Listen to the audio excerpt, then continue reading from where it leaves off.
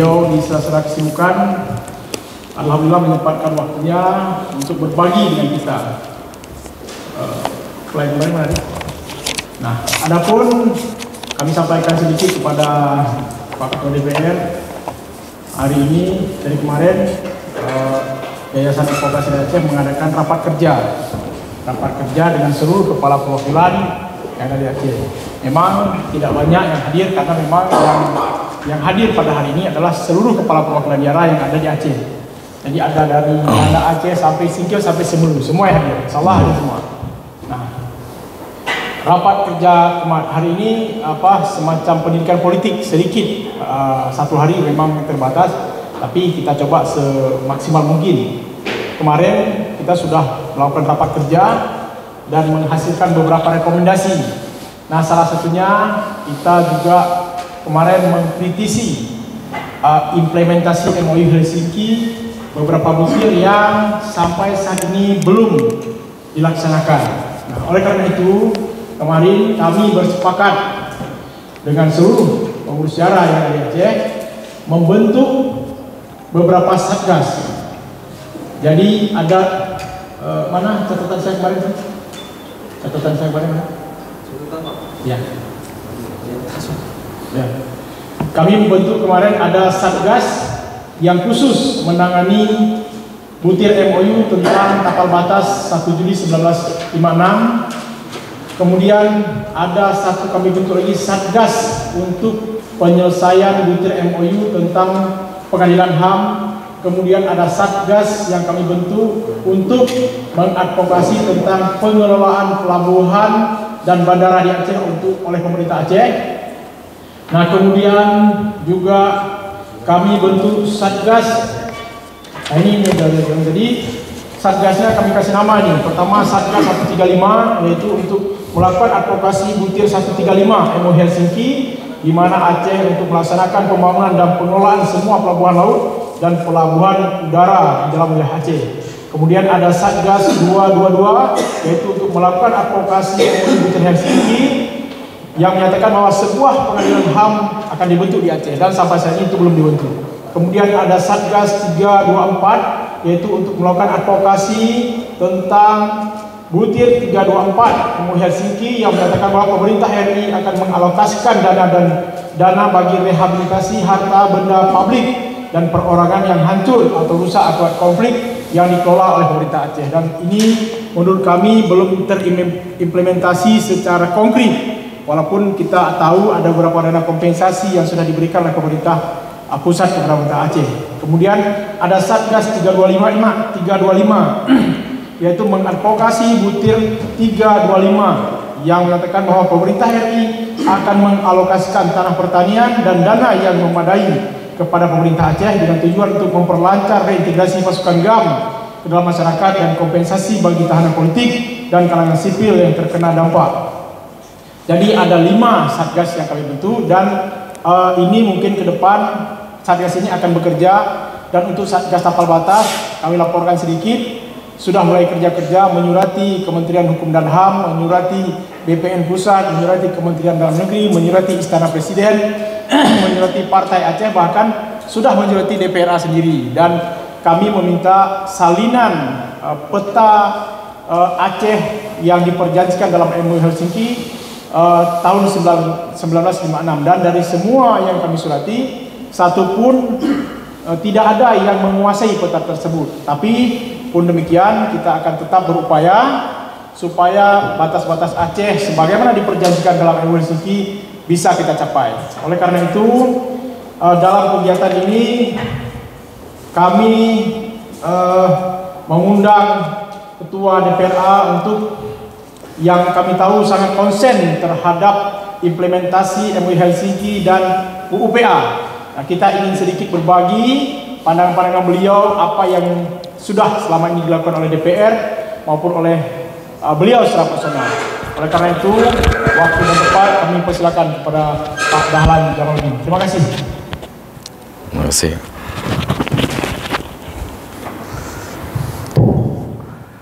Assalamualaikum warahmatullahi wabarakatuh. Hamdan syukurillah, salatan wa salaman ala rasulillah wa ala alihi wa sahbihi wa mawalah, amma ba'du. yang kami hormati Pak Safarudin, Ketua YARA Aceh, dan juga rekan-rekan para pimpinan YARA Kabupaten Kota yang pada kesempatan siang hari ini bisa bergabung hadir di dalam agenda advokasi kepentingan keacehan. Pertama-tama mari kita memanjatkan puji dan syukur kehadirat Rabbi Allah Subhanahu wa taala, Tuhan seluruh sekalian alam, atas segala rahmat, karunia dan nikmatnya sehingga kita masih diberikan kesempatan dan kesehatan untuk dapat hadir pada forum yang terhormat ini. Selanjutnya selawat dering salam mari sama-sama kita sajikan kepada junjungan alam Nabi besar Muhammad SAW, begitu juga kepada keluarga dan al sahabat beliau sekalian. Pertama kali saya mengucapkan terima kasih atas undangan untuk hadir pada kesempatan siang hari ini dalam forum yang sangat luar biasa sekali, forum yang diinisiasi oleh Yayasan Advokasi Rakyat Aceh yang selama ini eksis dan konsen terhadap agenda perjuangan isu-isu keacehan, terutama dalam konteks perwujudan implementasi MOU Helsinki dan Undang-Undang Republik Indonesia nomor 11 tahun 2006. Saya juga mohon maaf atas keterbatasan karena kegiatan dan kesibukan yang lain tidak menyiapkan materi secara khusus untuk bisa disampaikan kepada rekan-rekan hadirin sekalian. Namun demikian saya akan mencoba untuk mengeksplorasi dan nantinya kita bisa berdiskusi bersama yang harapannya ada konklusi yang sinergis untuk kita lakukan, untuk kita kerjakan secara bersama-sama juga dalam konteks kepentingan perjuangan perwujudan implementasi MOU Helsinki dan Undang-Undang Republik Indonesia nomor 11 tahun 2006 sebagaimana judul agenda yang diberikan kepada kami pada siang hari ini, yaitu strategi politik di dalam menuntaskan implementasi MOU Helsinki dan Undang-Undang nomor 11 tahun 2006 tentang pemerintahan Aceh. Tentunya Pak Safarudin, begitu juga YARA secara kelembagaan dan rekan-rekan sekalian selama ini juga sudah mengidentifikasi apa-apa yang masih terkendala dan apa-apa yang sudah berjalan terkait dengan kehendak politik perdamaian Aceh, yaitu MOU Helsinki 15 Agustus 2006. Saya akan coba bercerita dulu dalam perspektif yang filosofis gitu, terkait dengan MOU Helsinki. Saya memaknainya di dalam konteks bernegara, saya memaknainya sebagai sebuah proses yang dialektis dari rakyat Aceh di dalam konteks bernegara. Kalau kita mengenal salah satu perspektif teori negara tentang kontrak sosial, ini adalah bentuk kesekian kalinya rakyat Aceh memperbaharui komitmen bernegara dalam Republik Indonesia ini. Dan substansi pada pokok dan substansinya itu bicara tentang hak, tentang kewenangan, tentang bagaimana Aceh itu mengatur dirinya sendiri dengan cara yang sendiri gitu. Dan ini adalah proses panjang gitu. Kalau kita melihat sejarah, Aceh itu pernah ditabalkan sebagai daerah modal di awal Indonesia merdeka.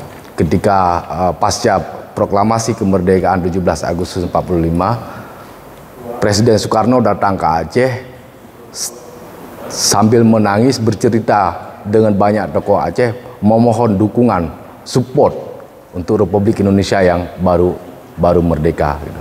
Sehingga pada saat itu juga rakyat Aceh memberikan dukungan dan support untuk Indonesia yang baru merdeka, baik dalam konteks mengusir agresi Belanda 1-2 maupun juga dalam konteks mempertahankan kemerdekaan Indonesia dan membangun diplomasi internasional, bahkan juga dukungan terhadap logistik bagi negara yang baru merdeka, termasuk kita tahu ada pengumpulan emas, ada pembelian pesawat terbang dan lain sebagainya. Apa yang diminta oleh tokoh-tokoh Aceh pada saat itu, bahwa Aceh itu bisa mengurus dirinya sendiri, Aceh bisa mengurus Aceh dengan caranya sendiri, terutama dengan pendekatan syariat Islam. Itu yang dilakukan oleh Abu Berih dan kawan-kawan pada saat itu. Bahkan Soekarno sambil menangis berjanji gitu, bahwa akan mewujudkan itu sesegera mungkin. Tapi apa yang didapatkan kemudian adalah rasa kecewa.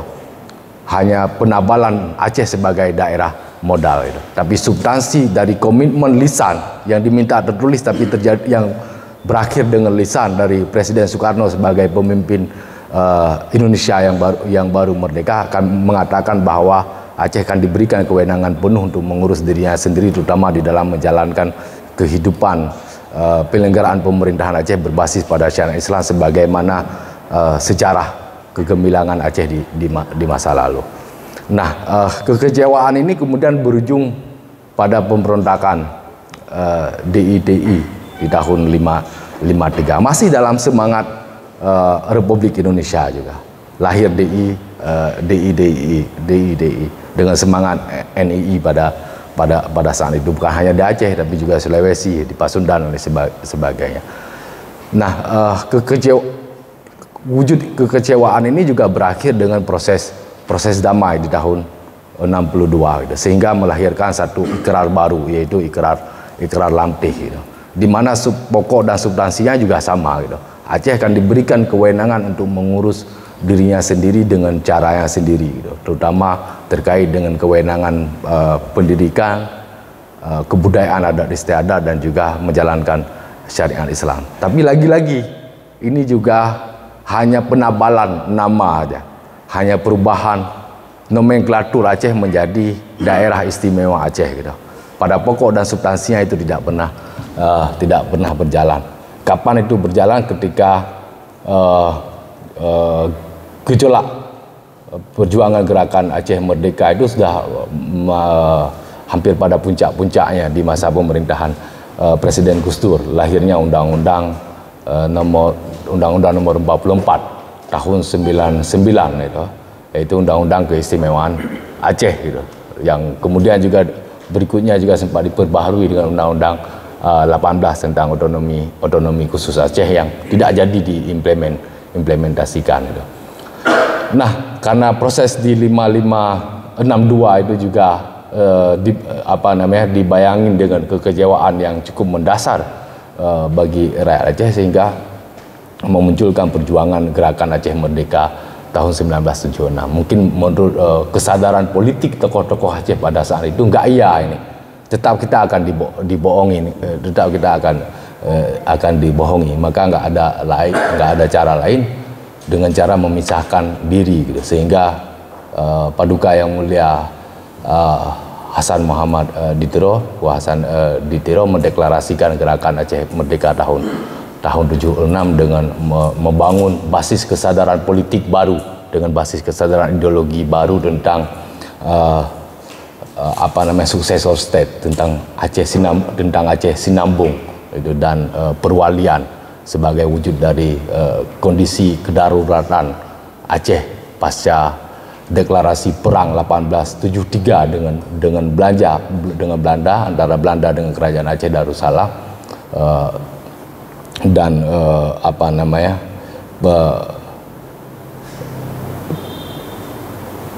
penyerahan kedaulatan Sultan Daud Shah kepada perwalian Tunku Syikmat di Tiro sebagai basis kesadaran historis, tentang perwalian dan juga basis kesadaran historis tentang successor state, tentang negara Sinambung itu.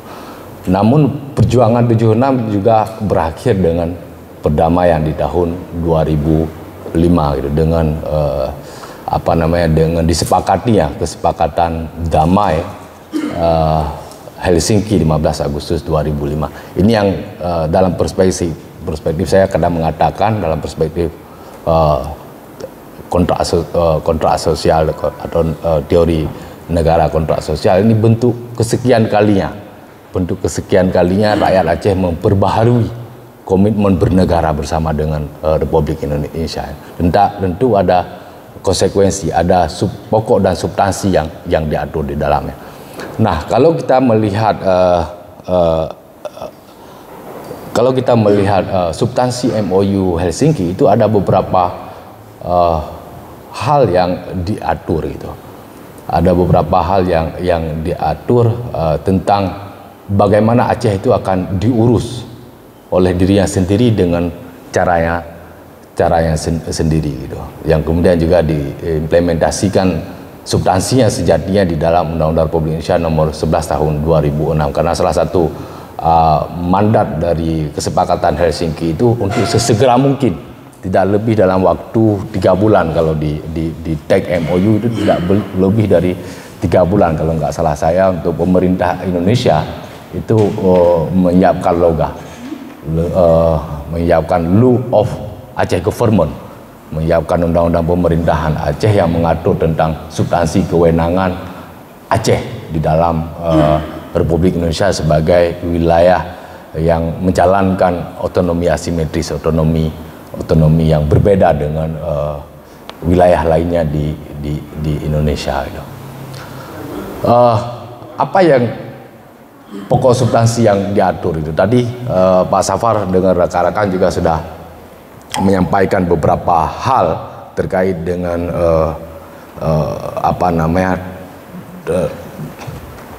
penyelesaian transfer kewenangan gitu. Misalnya pelabuhan, bandar udara, segala macam itu, juga beberapa hal yang lainnya juga mengatur tentang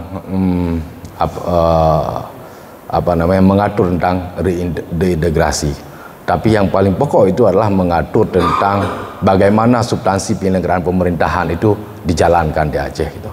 Maka di awal-awal bab awal MOU Helsinki kita melihat bahwa substansi Undang-Undang Republik Indonesia nomor 11 tahun 2006 semestinya mengatur bahwa Aceh itu berwenang di dalam semua sektor publik bersamaan dengan administrasi sipil dan peradilan.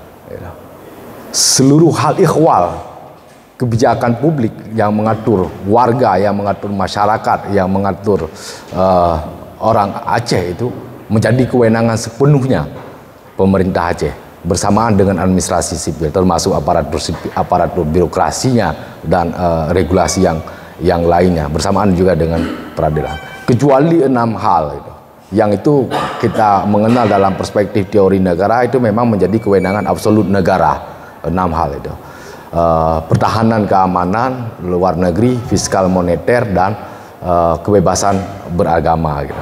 Itu substansi pokoknya. Kemudian diperkuat, demarkasinya diperkuat lagi dengan poin berikutnya, bahwa semua perjanjian internasional terkait dengan hal ikhwal Aceh itu harus dengan persetujuan Dewan Perwakilan Rakyat Aceh gitu. Semua kebijakan produk peraturan perundang-undangan yang dihasilkan oleh DPR RI itu harus dengan persetujuan DPR Aceh gitu. Semua kebijakan administratif yang dihasilkan oleh Kepala Pemerintah Republik Indonesia, dalam hal ini Presiden sebagai Kepala Pemerintah Republik Indonesia, juga harus dengan persetujuan Kepala Pemerintah Aceh. Jelas garis demarkasinya gitu. Jelas garis demarkasinya apa yang menjadi kewenangan Aceh dan apa yang menjadi kewenangan nasional. 6 penuh menjadi kewenangan nasional, yang bahkan di dalam MOU ada substansi lain yang juga diatur gitu, di luar yang kewenangan dalam konteks administrasi publik tadi, kewenangan publik tadi gitu. Misalnya moneter fiskal juga diatur gitu. Soal kita punya kewenangan juga untuk termasuk juga substansi hutang kebijakan luar negeri gitu. Kita bisa berhutang langsung gitu. Di moneter fiskal kita juga bisa berdagang langsung. Kita boleh memiliki suku bunga tersendiri yang berbeda dengan suku bunga Bank Indonesia. Juga nggak sepenuhnya yang menjadi kewenangan absolut negara, juga masih ada yang dilimpahkan ke Aceh gitu. Itu yang menjadi substansi pokok yang diatur di dalam MOU Helsinki, yang mestinya termuat secara jelas dan lugas dan tegas di dalam Undang-Undang Loga itu, yang kemudian kita kenal dengan Undang-Undang Republik Indonesia nomor 11 tahun 2006. Nah, di luar substansi itu mengatur soal reintegrasi, soal aspek transisi gitu. Ada di dalam bab berintegrasi misalnya kita kenal bahwa ada 3 subjek dan objek yang diatur itu. Ada subjek kombatan GAM, Tapol Napol, dan juga masyarakat korban konflik atau yang terkena imbas konflik. Dengan objeknya, yang pertama adalah lahan pertanian. Yang kedua jaminan pekerjaan, dan yang ketiga adalah jaminan sosial bagi yang tidak mampu bekerja. Selain itu konteks transisi yang mestinya sudah selesai pasca damai. Di luar konteks transisi ada juga transitional justice juga yang diatur di sana. Apa yang tadi disampaikan juga oleh Pak Safar. Ada ganti rugi terhadap korban konflik. Ada KKR yang harus dibentuk. Ada komisi klaim yang harus dibentuk untuk menghitung kerugian harta benda selama masa konflik. Ini sesuatu yang semestinya itu selesai di konteks transisi, termasuk juga pelimpahan kewenangan yang tadi disebutkan, kewenangan pengolahan pelabuhan laut, pelabuhan udara dan sebagainya. Saya menganggap itu sebagai bagian dari konteks nasional justice yang mestinya itu selesai di awal-awal masa transisi pasca damai, dan sampai hari ini itu masih menjadi PR. Itu yang kedua. Yang ketiga juga mengatur tentang substansi partisipasi politik. Ini yang berbeda. Misalnya kita lihat dengan hasil perjanjian Lamtih 62. Kalau Lamtih jelas kompensasinya konkret gitu. Semua kombatan yang terlibat di dalam perjuangan DI itu sebagian besar langsung menjadi TNI dan Polri gitu. Yang sudah tua langsung mendapatkan SK pensiun. Bahkan ada kakek-kakek kita yang masih mendapatkan itu dulu. Dan elit-elitnya langsung mendapatkan kompensasi ekonomi juga yang konkret itu. Bukan lahan pertanian, tapi memang konsesi perkebunan itu, konsesi tambang dan juga konsesi migas pada saat itu, walaupun tidak termaintain dengan baik, tapi jejaknya masih bisa kita lihat dan masih ada. Berbeda dengan konteks MOU Helsinki, itu tidak ada. Yang adalah ruang partisipasi politik yang sebesar-besarnya. Di dalam substansi MOU itu diatur soal partisipasi politik itu, di mana tahun 2007 itu sebagai ruang partisipasi politik pertama diberikan jalur independen untuk mengakomodir kekuatan gerakan Aceh Merdeka itu masuk di dalam ruang politik elektoral yang legal itu untuk merebut kekuasaan politik itu. Ada jalur independen dalam pemilihan kepala pemerintahan Aceh dan juga kepala pemerintahan di kabupaten kota, dan kita juga sudah tahu hasilnya. Kemudian juga ada perintah untuk memberikan ruang partisipasi politik dengan membentuk alat perjuangan politik yang legal, dengan diberikan ruang hadirnya partai lokal di Aceh gitu. Dan kita tahu di 2008 ada beberapa partai lokal yang lahir, dan 2009 menjadi pemilu pertama yang diikuti oleh partai politik lokal, termasuk di dalamnya partai Aceh gitu. Dan itu saya kira yang menjadi substansi pokok yang diatur di dalam MOU Helsinki, selain soal bab terkait dengan dispute soal perselisihan antara para pihak itu. Nah, di dalam perkembangan transformasi politik berikutnya, ruang karena tidak ada garis demarkasi yang tegas antara pola hubungan baru antara Aceh dengan Jakarta, antara Aceh dengan nasional, dengan Republik Indonesia, sehingga ini menjadi semakin kabur, semakin kesini kalau semakin kabur. Dan kita hari ini sudah menjalani 16 tahun perdamaian pasca kesepakatan damai 15 Agustus tahun 2005. Semakin kabur garis demarkasi itu. Apa yang semestinya itu menjadi sesuatu bentuk yang konkret antara pola hubungan baru antara Aceh dengan Jakarta. Problem pertama di mana? Sebelum kita bicara soal strategi advokasinya, problem pertama adalah ketika loga yang disahkan ada Undang-Undang Republik Indonesia nomor 11 tahun 2006 itu tidak memuat sepenuhnya substansi pokok tentang pengaturan penyelenggaraan pemerintahan di Aceh yang berbeda dengan wilayah lain di Republik Indonesia, di mana Aceh memiliki kewenangan penuh sebagai sebuah entitas pemerintahan, sebagai sebuah entitas pemerintahan yang memiliki kewenangan penuh untuk menyelenggarakan pemerintahan Aceh dengan caranya sendiri, dengan cara yang sendiri, karena sepenuhnya menjadi kewenangan Aceh. Ada satu hal lagi yang diatur dalam substansi MOU Helsinki, soal regulasi, soal law. Ada dua hal itu yang kadang di dalam diskursus publik juga sering berbeda dimaknakan.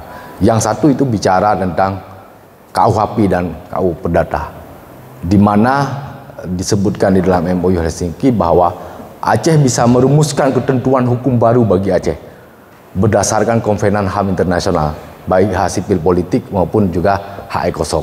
Ini bicara tentang substansi KUHP dan KU Perdata sebenarnya. Yang kedua itu soal kanun itu. Aceh bisa merumuskan kembali Aceh akan merumuskan kembali kanun Aceh sesuai dengan tradisi sejarah dan adat istiadat. Ini bicara regulasi untuk mengatur dirinya sendiri gitu. Nah, ketika Undang-Undang Nomor 11 Tahun 2006 lahir, substansi ini jauh sekali. Aceh kembali termaknai itu sebagai sebuah penyelenggaraan pemerintahan di daerah. Pola hubungan baru yang dimaksudkan sebagai sebuah kehendak politik baru, sebagai sebuah kehendak politik damai sebagaimana termuat di dalam substansi MOU, ini tidak termuat di dalam Undang-Undang 11 tahun 2006 tahun 2006 secara utuh dan menyeluruh. Tapi maknanya adalah Aceh menjadi penyelenggaraan pemerintahan di daerah itu. Artinya apa? Aceh adalah di bawah Kemendagri, di bawah pemerintahan pusat. Substansi MOU tidak demikian gitu. Tapi ada pola hubungan baru antara Aceh dengan nasional, antara Aceh dengan Jakarta, di mana garis demarkasi tadi jelas itu. Aceh berwenang dalam semua sektor publik bersama dengan administrasi sipil dan peradilan. Kemudian semua perjanjian internasional harus dengan persetujuan Aceh terkait dengan hal ehwal Aceh. Semua undang-undang yang dihasilkan oleh Presiden sebagai kepala pemerintahan dan DPR RI sebagai representasi representasi rakyat itu harus dengan persetujuan DPR Aceh, begitu juga dengan kebijakan administratif. Tapi di Undang-Undang 11 2006 itu tidak tegas garis demarkasinya. Di pasal 8 diperhalus. Semua itu masih dimuat tapi menjadi pertimbangan. Nah, di dalam praktek pelaksanaannya setelah 3 periodisasi penyelenggaraan pemerintahan pasca damai, kalau di eksekutif udah periode ketiga hari ini gitu. Pak Irwandi Najar, Pak Dr. Zaini Mualim dan Irwandi Nova hari ini. Aceh lebih cenderung memaknai dirinya dalam konteks keseharian penyelenggaraan pemerintahan day to day itu ya wakil pemerintahan pusat di daerah di bawah Kemendagri, dan DPRA hanya label nama aja yang berbeda dengan provinsi lain itu. DPR Aceh gitu. Tapi sama dengan DPR lain itu. Rumpunnya menjadi rumpun eksekutif di bawah Kemendagri gitu. Tidak ada pemisahan kekuasaan. Kalau kita melihat substansi MOU dan substansi MOU sebenarnya jelas dan tegas itu. Kepala pemerintah Aceh itu memiliki kesetaraan dengan presiden sebagai kepala pemerintahan itu.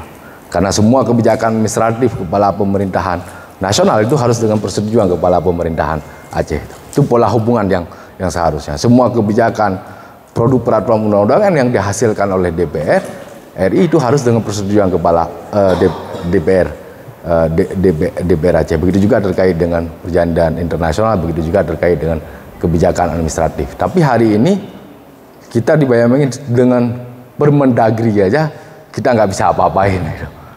Terutama terkait dengan day-to-day penyelenggaraan pemerintahan, termasuk perencanaan penganggaran yang tiap tahunnya kita lakukan, termasuk kan menjadi maknanya seperti perda yang harus mendapatkan finishing di Kementerian Dalam Negeri dan banyak hal lain. Itu kondisi realitasnya.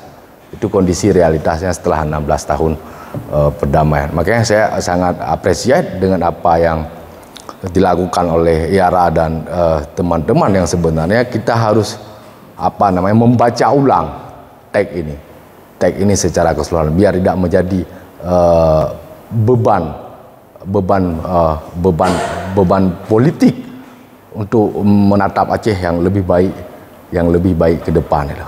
Tapi nggak bisa kita bayangkan misalnya masih ada narasi-narasi propagandis yang hari ini muncul di bawah gitu. Ketika anak-anak muda Aceh kembali membuka buku teks MOU Helsinki itu, Pak Safar, sambil lalu dia akan berkata kai penget lo,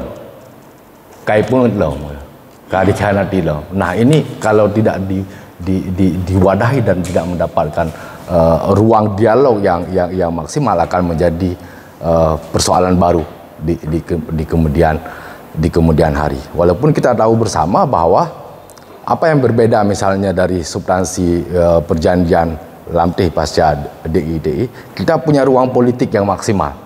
Hari ini ada partai lokal bisa berpartisipasi dalam bentuk partai lokal selain juga partai nasional sebagai wadah politik legal untuk memperjuangkan aspirasi dan kepentingan keacehan itu. Tapi terbatasi dengan substansi yang day to day tadi, regulasi yang lain. Hari ini semua undang-undang sektoral juga berlaku untuk Aceh, undang-undang yang lainnya juga berlaku seluruhnya untuk Aceh, nggak ada penegasan. Sehingga juga terjadi selalu dalam konteks 15 tahun perdamaian Aceh di bawah hampir 3 periode ini penyelenggaraan pemerintahan eksekutif dan DPR selalu ada konflik regulasi, gitu. Karena tidak ada penegasan garis demarkasi itu ya. Baru-baru ini yang paling terakhir adalah soal pilkada. Apakah pilkada Aceh itu 2022 atau pilkada Aceh itu di 2024? Gitu. Kita merasa bahwa di Undang-Undang 11 tahun 2006 ada pengaturan tersendiri tentang pilkada, bukan kekhususan tapi diatur secara khusus. Ada bab 10 dan 11 kalau nggak salah saya. Ada dari pasal 65 sampai 95, mulai dari penyelenggara, persyaratan pencalonan,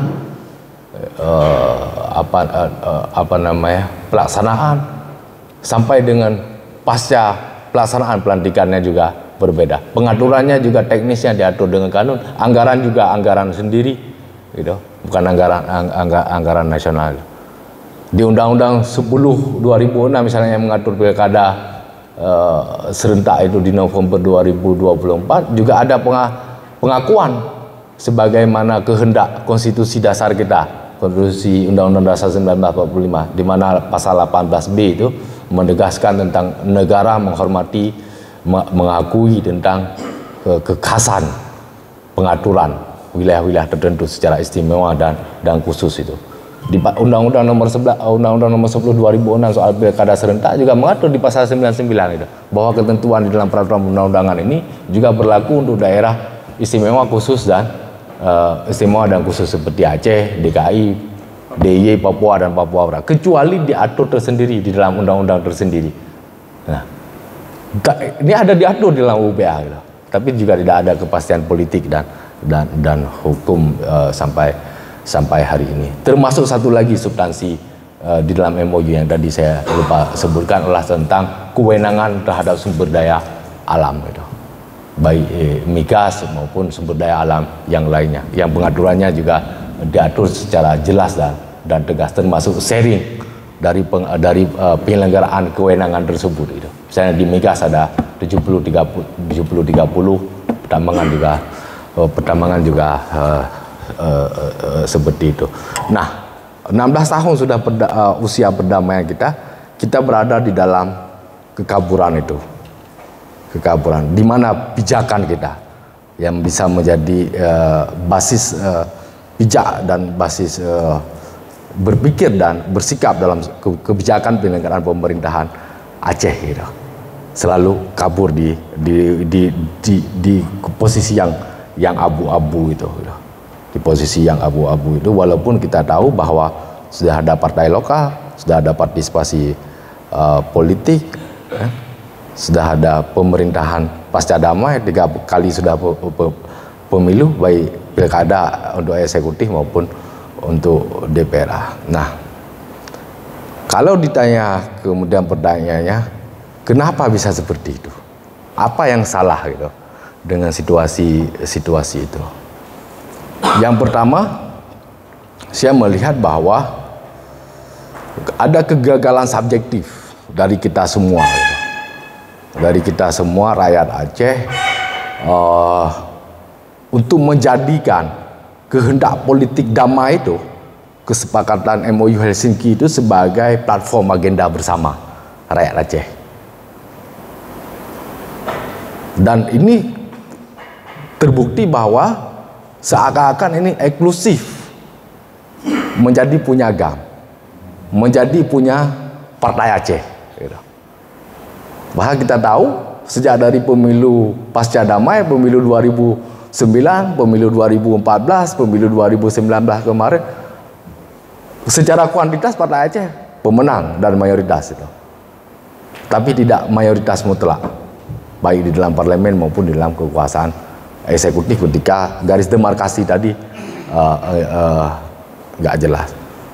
Saya melihat itu secara subjektif ada kegagalan rakyat Aceh, kegagalan kita semua di dalam menjadikan kehendak politik perdamaian sebagaimana tertuang di dalam kesepakatan damai MOU Helsinki itu sebagai sebuah platform, sebagai sebuah agenda politik rakyat Aceh, bahwa Aceh akan diatur dengan cara seperti ini, akan dijalankan dengan cara seperti ini oleh siapapun. Oleh siapapun itu. Dan yang kedua, ini juga kegagalan kita memahamkan bukan hanya kepada rakyat Aceh sebagai agenda bersama, juga kepada stakeholder di nasional Indonesia,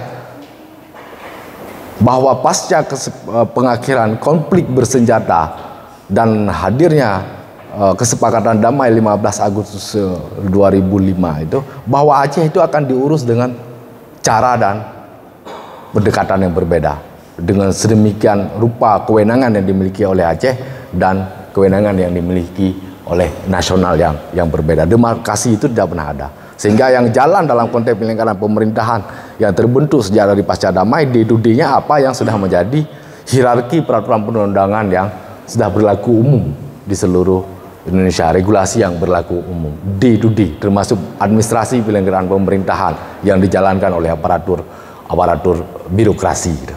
Sehingga kita tersandra dengan itu, gitu. Tersandra dengan itu. Karena apa? Karena kesepakatan damai itu kan bukan revolusi, gitu. Begitu kesepakatan damai ditandatangani, pada saat itu pemerintahan yang sedang berjalan, ya pemerintahan dengan substansi baik sumber daya manusianya maupun regulasinya adalah sumber daya dan regulasi lama, gitu. Dalam penyelenggaraan pemerintahan Pak Safar, eksekutif dengan legislatifnya, gitu. Sama gitu, di Aceh, gitu. Sebelum pemilu 29 juga ada DPRD, gitu. Gitu.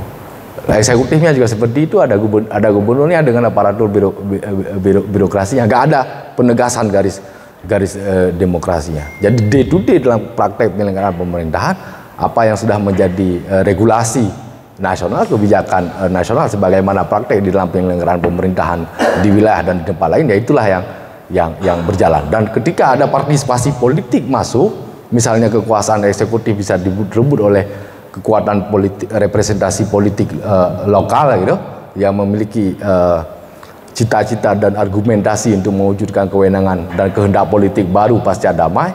Begitu juga di legislatif juga mentok, gitu, dengan praktek penyelenggaraan yang sudah ada, yang day to day, karena juga yang baru juga belum dihasilkan, dan UPA juga belum berjalan sepenuhnya. Jadi apa yang terakhir yang paling menarik, apa yang dilakukan oleh beberapa kalangan pakar itu tentang implementasi MOU Helsinki dan UPA, termasuk tim advokasi yang dibentuk oleh DPR, oleh pemerintah Aceh, ketika di riset di kabupaten kota dan penyelenggaraan pemerintahan di Aceh, ternyata sama sekali UPA tidak dijadikan sebagai sandaran pijak di dalam penyelenggaraan pemerintahan di Aceh, termasuk juga di kabupaten kota itu. Termasuk juga di kabupaten. Itu hasil kajian. Tidak ada tim kajian yang dibentuk. Tapi yang berjalan adalah undang-undang regulasi nasional semuanya gitu. Undang-undang pemerintahan daerah, gitu. Undang-undang sektoral yang lainnya yang diatur. Nah, kembali ke pokok tema kita pada siang hari ini, soal strategi politik apa gitu, dalam mengadvokasi dan menuntaskan agenda ini. Tentu yang pertama itu butuh konsolidasi besar gitu. Butuh konsolidasi besar rakyat Aceh untuk kembali memaknai perdamaian ini, memaknai substansi soal arah tujuan kita bernegara, tujuan arah kita bernegara dengan kehendak politik perdamaian tadi. Kehendak politik perdamaian apa yang menjadi substansi dari kesepakatan damai 15. Harus ada proses penyadaran itu dalam bentuk konsolidasi yang menyeluruh, yang menjadi agenda rakyat Aceh gitu. Bukan agenda partai Aceh gitu. Bukan agenda DPR Aceh gitu, tapi agenda rakyat Aceh secara menyeluruh. Sehingga akan menjadikan kesepakatan damai ini menjadi platform bersama gitu. Ini standing position kita gitu dalam menatap dan mengurus Aceh untuk mewujudkan harapan, cita-cita kesejahteraan dan keadilan bagi rakyat Aceh. Dan ini juga yang terus-menerus kita komunikasikan dengan pemerintahan nasional sebagai sebuah kehendak politik untuk merawat, menguatkan dan menjaga keberlanjutan perdamaian Aceh sampai ke. Nah, persoalan hari ini jauh dari itu semua gitu. Sangat sedikit orang yang mau bicara soal implementasi MOU, soal implementasi UPA gitu. Termasuk salah satunya Yara yang terus menyuarakan itu. Strategi ada banyak, tinggal berbagi peran. Termasuk apa yang selama ini sudah ditempuh oleh Yara dengan langsung mempengadilankan, membawa kepada mekanisme pengadilan terhadap apa yang tidak dijalankan oleh pemerintah pusat terhadap implementasi MOU Helsinki. Itu jalur legal. Itu. Tapi kan juga ada jalur politik, ada jalur diplomasi, ada jalur advokasi dengan mendialogkan kehendak. Tapi ini akan mentok ketika konsolidasi keacehan itu tidak pernah terjadi. Selalu diganggu. Kalau kita lihat polarisasi kita, kalau kita lihat polarisasi gitu misalnya, di DPR aja ada 9 fraksi itu. 9 fraksi dengan hampir 15 partai politik yang punya kursi. Ada yang 1, ada yang 2 fraksinya 9. Saya lupa berapa partai politik ada, tapi 12 atau berapa itu polarisasi ya. Nah, kalau kita lihat bicara tentang representasi misalnya, bicara substansi demokrasi, bicara representasi, pimpinan-pimpinan partai politik inilah yang pemilih rakyat Aceh hari ini. Segmentasi polarisasinya gitu. Segmentasi polarisasi representatifnya gitu. PA menguasai 18 kursi dari 81 kursi. Kemudian juga ada partai-partai lain gitu. Ini juga butuh konsolidasi gitu, untuk menjadikan kesepakatan damai ini sebagai agenda bersama untuk didialogkan secara terus-menerus itu sampai memiliki titik temu, karena kan bukan revolusi Ini advokasi legal. Ada ruang politik demokratis yang diberikan dalam konteks pemilu dan pilkada untuk merebut untuk merebut pilihan rakyat agar bisa merebut representasi politik di kekuasaan, gitu kan? Kan nggak ada, bukan jalan revolusi damai ya. Sambil kita mewujudkan, memperjuangkan agenda kita. Nah, kalau konsolidasi ini tidak terbangun, agenda itu tidak pernah kita rumuskan sebagai roadmap bersama, sebagai agenda bersama itu, atau agenda setting kita kemana Aceh itu akan dibawa, kemana Aceh itu akan dituju, ya akan seperti ini terus kondisinya. Termasuk buruknya tata kelola penyelenggaraan pemerintahan sehari-hari ya, sebagaimana muncul ke permukaan hari-hari terakhir ini, gitu. Hari-hari terakhir ini. Saya kira itu yang mesti harus ditempuh, baik dalam konteks kayak kalau bahasa teman-teman yang bergerak di kawan-kawan yang bergerak di NGO, ya advokasi litigasi dan non litigasi dua-duanya harus dimainkan itu. Tapi ini semua tidak akan sampai pada tujuannya ketika tidak ada konsolidasi menyeluruh, gitu. Menyeluruh dalam pengertian mayoritas tentunya, gitu. Mayoritas semua stakeholder di Aceh bersepakat untuk menjadikan substansi kehendak politik damai MOU Helsinki itu sebagai agenda bersama, gitu. Kalau kita bicara Undang-Undang Republik Indonesia Nomor 11 Tahun 2000, masih banyak juga substansinya yang tidak sesuai dengan MOU Helsinki. Yang hari-hari ini misalnya dalam kasus Papua sedang ada pembahasan baru gitu di DPR RI tentang RUU Papua, gitu. Sebagai bagian dari bentuk advokasi legal yang dilakukan oleh masyarakat Papua dalam konteks bernegara dengan Republik Indonesia, tapi mereka juga akan mengatur substansi bagaimana Papua itu akan diurus untuk kepentingan rakyat Papua, gitu. Tentu semuanya ini adalah akan bermuara pada cita-cita besar kita bernegara, gitu. Melindungi segenap bangsa, memajukan kesejahteraan umum, mencerdaskan kehidupan bangsa, itu substansinya. Mewujudkan harapan cita-cita kesejahteraan, kemakmuran dan keadilan bagi rakyat itu. Nah, saya kira itu pengantar diskusi kita pada siang hari ini. Saya kira bisa jadi pemantik untuk kita bersama. Mari kita berdialog, mari kita berdiskusi, kita bangun rasionalisasi dan argumentasi bagaimana kita bisa bersinergi untuk mewujudkan harapan rakyat Aceh, mewujudkan cita-cita kesejahteraan dan kemakmuran, keadilan bagi rakyat Aceh. Saya kira itu. Terima kasih. Assalamualaikum warahmatullahi wabarakatuh. Baik, terima kasih Pak Dahlan atas pengantar yang disampaikan. Dan dari apa yang sudah dipaparkan, saya menangkap ada 3 poin penting ya. Yang pertama tentang kenapa MOU Helsinki ini dan juga UPA itu tidak dijalankan secara penuh, tidak dijalankan. Karena apa? Karena itu sebuah kegagalan kolektif dan kita masyarakat Aceh untuk menjadikan MOU itu sebagai platform kita bernegara. Jadi tidak ada agenda, kita tidak menjadikan bahwa MOU Helsinki dan UPA-nya juga itu sebagai agenda politik bersama dalam bernegara. Kemudian kita juga, bukan hanya kita, saya pikir ini lebih tanggung jawab kepada elit-elit di Aceh ya, yang gagal memberi pemahaman. Pertama, gagal memahami sendiri di Aceh, kemudian gagal memberi pemahaman kepada elit-elit di Jakarta. Kalau di Aceh sendiri gagal memahami, bagaimana kita ingin memberi pemahaman kepada orang lain? Ini ada 2. Nah, kemudian dari hal-hal ini apa yang harus kita lakukan? Maka kalau menurut apa yang disampaikan oleh Pak Dahlan, butuh konsolidasi bersama, masyarakat Aceh. Bagaimana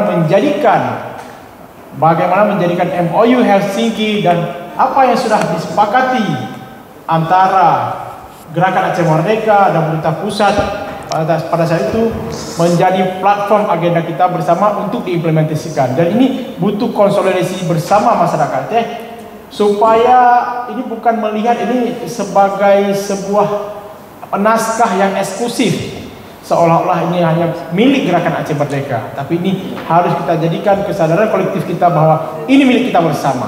Dan hari ini Pak Ketua, kita sudah melaksanakan pelan-pelan. Jadi saya bersama dengan seluruh pengurus Yayasan Advokasi Rakyat Aceh di perwakilan dari 23 kabupaten kota, ini 4 orang yang bukan pengacara, yang lain semua pengacara. Dan di Yayasan Advokasi Rakyat Aceh ini itu sumber daya terbesarnya adalah para advokat dan para paralegal. Dan kenapa saya juga dan kawan-kawan bersepakat membentuk Satgas?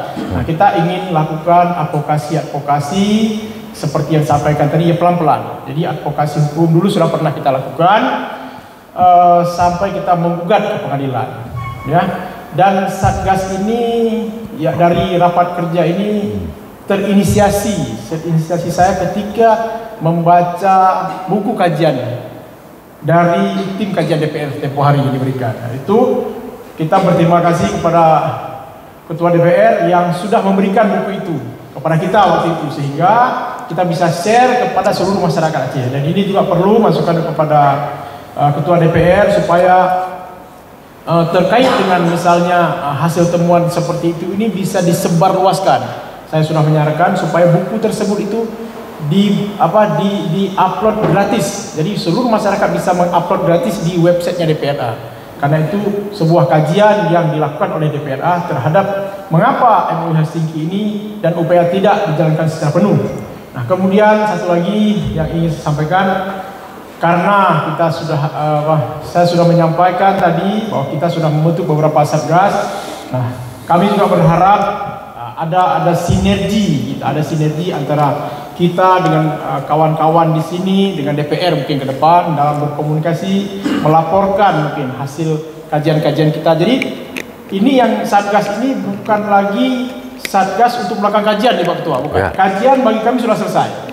Kajian dengan adanya 2 buku yang dihasilkan oleh DPR itu sudah selesai. Jadi Satgas ini tugasnya adalah melakukan eksekusi terhadap temuan-temuan yang dilakukan oleh DPR tadi. Nah, kemudian ya saya pikir apa yang sudah disampaikan tadi kawan-kawan kepala perwakilan mungkin ada yang terlewatkan, mungkin ketua juga terlewatkan menyampaikan, saya juga mungkin alpa dalam menyampaikan. Ada yang di benak kawan-kawan ingin ditanyakan terkait dengan kenapa MOU Helsinki dan UPA yang sudah diperjanjikan ini tidak dilaksanakan. Nah, ini kenapa ini? Karena apa? Ini para pengacara ini kan para penganut aliran positivisme. Jadi orang normatif. Jadi orang melaksanakan ketentuan tertulis. Jadi bagi kita ini sudah ditulis, ini harus dilaksanakan. Jadi bagi kita ini ketika sudah ditulis menjadi sebuah kesepakatan bersama, menjadi undang-undang, harus dilaksanakan. Ketika itu dilaksanakan itu menggelitik kita, mendorong kita. Kenapa? Ini sebuah pelanggaran bagi kita, Dan bagi kawan-kawan saya persilakan untuk menyampaikan kira-kira apa yang ingin disampaikan terkait dengan tema yang kita bahas hari ini. Nah, ini kan karena sudah ada Ketua DPR yang hadir hari ini, yang memang konsen terhadap perjuangan MOU dan UPA. Saya persilakan untuk berapa orang? 1 Aceh Utara, Jubir, Pulau Sumawe. Ya, nanti pelan-pelan dari depan dulu ya. Nanti semua bisa bertanya semua. Panitia kasih dulu. Kasih dari Pulau Sumawe. Jubir, silakan. Dan juga Ketua Piara Perwakilan Biren dan Nagan Raya. Saya putra asli kelahiran Aceh Timur. Tentu dengan isu apa yang disampaikan oleh Pak Ketua DPR tadi itu sudah sangat sering kita dengar. Dari dulu saya sudah mendengar itu. Bahkan isu itu sudah ada dalam kepala kita selaku orang Aceh. Jadi Acehisme, kita bilang Acehisme itu memang darah daging kita. Jadi makanan sehari-hari itu UPA. Makanya Ketua kami bilang tadi kalau masalah kajian itu mungkin itu udah makanan hari-hari kami. Di kedepannya kita bentuknya eksekusi langsung. Jadi semakin hari pasca damai itu saya melihat ada sebuah harapan besar. Harapan besar itu adalah bisa terwujudnya MOU Helsinki yang dituangkan di dalam Undang-Undang Aceh Undang-Undang Nomor 11 tahun 2006 tentang pemerintahan Aceh. Namun dalam implementasinya kita mendengarkan paparan dari Pak Ketua DPRA. Ini sungguh ironi, artinya ketika pertama kita ini harapan besar, ketika implementasi ini menjadi sebuah ketakutan besar. Apa ketakutan besar? Satu persatu dari undang-undang perintah Aceh ini dicabut, atau kita bahasa kasar padahal tadi satu kita kait dulu. Artinya jangan sampai ini menjadi sebuah makanan bagi masyarakat kait dulu, puik laku. Nah, disinilah kita nanti sama-sama melihat.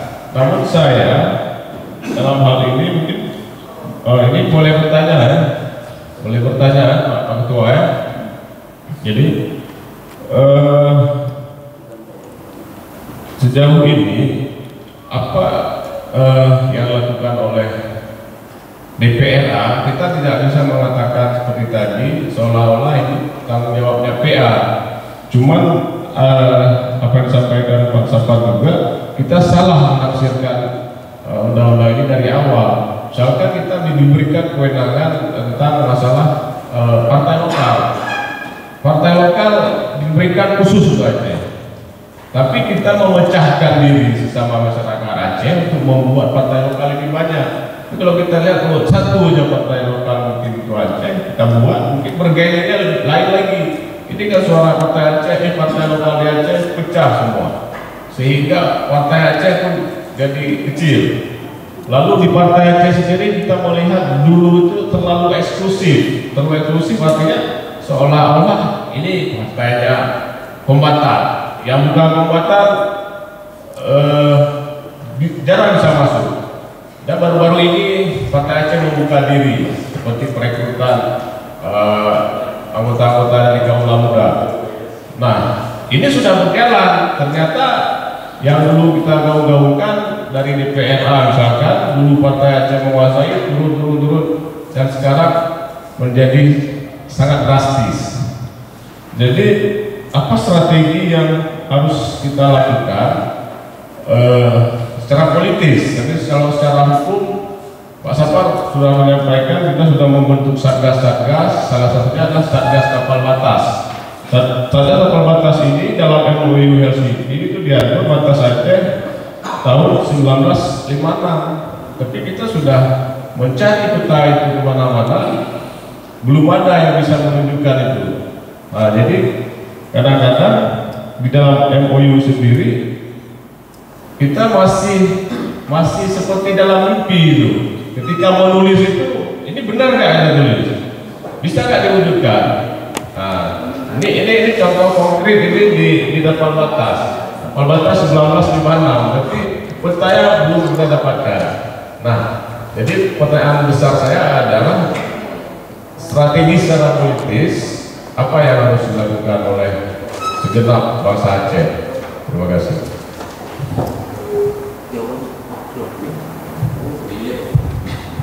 Pertanyaan dulu Pak. Assalamualaikum warahmatullahi wabarakatuh. Terima kasih untuk waktunya. Alhamdulillah dikasih kesempatan untuk bertanya langsung sama wakil kami, wakil rakyat Pak Dahlan Jamaluddin yang kebetulan sekarang juga diberikan amanah menjadi ketua DPR. Sama seperti Mbak Bibir katakan tadi, jujur Pak memang pemaparannya panjang lebar dan kemudian memang saya pikir masih bersifat sangat general, dan ketika bicara pada titik akhirnya sendiri saya seperti kayak agak nggak klimaks gitu Pak. Maksudnya begini, ketika kita bicara strategi politik dan kemudian judul menuntaskan implementasi, saya berharap tadi Bapak memaparkan sebuah progres yang sekian akan kita capai, ini yang belum, dan kemudian ini akan kita kerjakan. Tapi pada titik akhirnya klimaksnya ternyata memang harus kita akui bersama. Balik lagi ke konsolidasi besar. Ini kan artinya kita mendesak ulang. Desaknya apa nih? Gimana kita bicara menuntaskan implementasi pada titik ini masyarakat plus elitnya seperti di Ketua Biara katakan memahami MOU dan undang-undang itu masih belum tuntas ternyata. Ini kan kendala luar biasa. Ketika tadi sudah disampaikan, permasalahannya apa karena memang tidak tahu, atau karena memang terlena, atau karena memang ya memang disengaja dalam tanda kutip. Artinya elit dan kemudian masyarakat sendiri memang dikondisikan seperti ini untuk tidak tahu, untuk terabaikan, atau kemudian memang ada pengabaian dan kemudian bahasa eksklusivitas ini luar biasa dari. Jujur kalau memang kita baca di sebuah perjanjian MOU maupun undang-undang ini kan jelas MOU ini adalah antara pemerintah Aceh bukan dengan pemerintah pemerintah Indonesia dan pemerintah Aceh. Tapi kan itu dijelaskan. Artinya begini, representasikan kemudian di partai lokal adalah partai Aceh awalnya, dan kemudian sendiri juga Sira. Ketika kemudian tadi bahas sebuah konsolidasi ini, kita harus kembalikan ke masyarakat, maunya ada juga keinginan untuk dari partai Aceh maupun mantan kombatan untuk ya ini salah kami juga, seharusnya ini bukan hanya milik kami tapi milik rakyat Aceh, ayo kita bareng-bareng. Artinya membuat semangat baru bahwa jangan sampai nanti bicara ke depannya lagi adalah bicara tentang sebuah konsep elitis lagi. Jadi bicara tentang masyarakat Aceh, betul-betul masyarakat Aceh. Kalau IARA langsung implementasinya adalah ayo kita eksekusi. Makanya tadi menuntaskan implementasi berarti bicara tentang apa yang harus kita lakukan. Yang kita lihat sekarang kan agak miris Pak, mohon maaf, agak miris di DPRA kadang-kadang ya sampai cuma gontok-gontokan masalah PBA misalnya. Ini kan bahasa teknis sekali, padahal kalau bicara tentang masalah implementasi politik, apalagi bicara polisi yang lebih besar. MOU berkaitan dengan dua bergen besar. Bapak sendiri sudah sampaikan antara pemerintah Aceh, pemerintah Indonesia. Bicara tentang bergen yang harus sama sejajar aja kita masih kesulitan. Apalagi nanti bicara tentang hal-hal yang ya kita bilang tadi ini bicara tentang yang filosofis dah, kemudian bicara tentang kontrak sosial dan semuanya itu yang saya pikir bisa di nomor sekian kamar. Tapi memastikan bahwa DPR ini harus punya bagian kuat nih, bukan hanya ke dalam saudara yang ke partainya sendiri, ke masyarakat, tapi juga ke pemerintah Indonesia sendiri untuk memastikan kami harus kuat, memastikan semua unsur-unsur yang ada di MOU dan UPK-nya berjalan dengan baik. Ini strateginya seperti apa Pak? Jangan sampai kita hanya bahas, ya saya pikir mungkin sampai dengan detik ini 15 tahun lah ya, maksudnya sampai dengan detik 15 tahun pembahasan kita cuma apa yang harus dibahas, prorakan itu cuma di masalah APBA, masalah yang masih normatif lah kita pikir itu.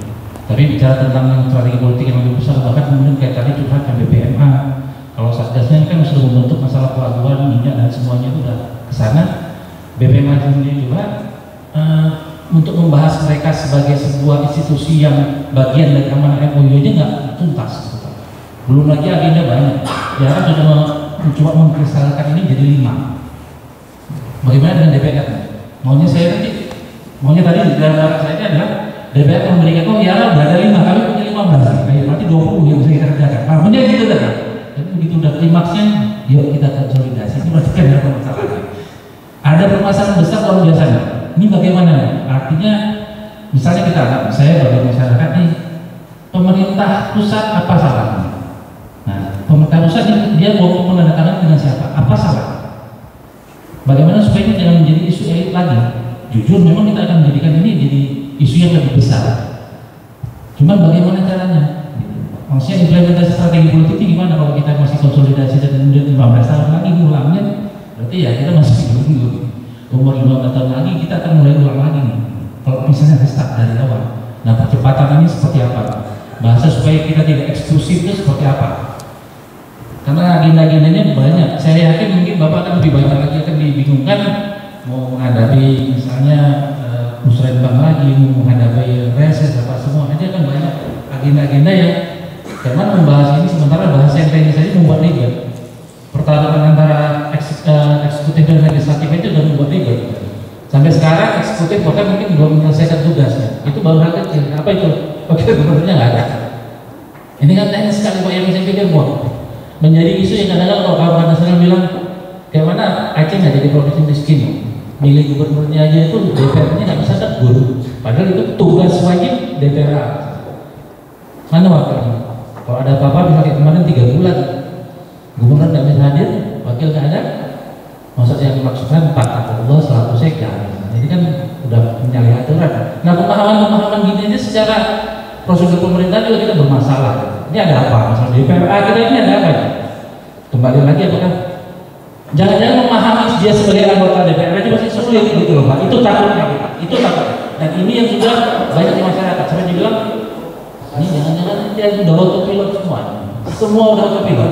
Mau eksekutifnya mau DPR-nya udah autopilot. Masyarakatnya akhirnya udah kita masalah warung kopi kita ditutup nggak misalnya ya kopi lah udah ini semua jadi kacau balau.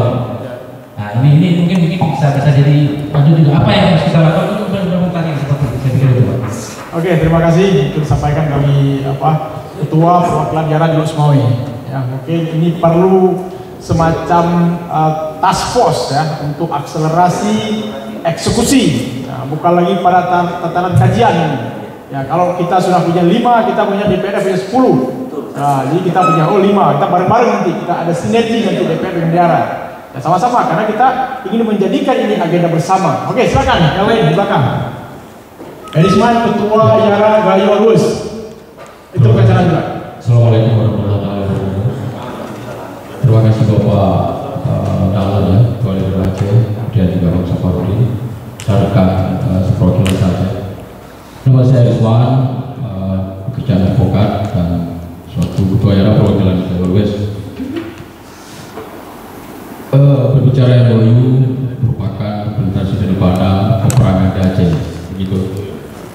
Dengan akhirnya peperangan lalu kemudian lahirlah undang-undang pemerintah Aceh kemudian beserta dengan MOU-nya.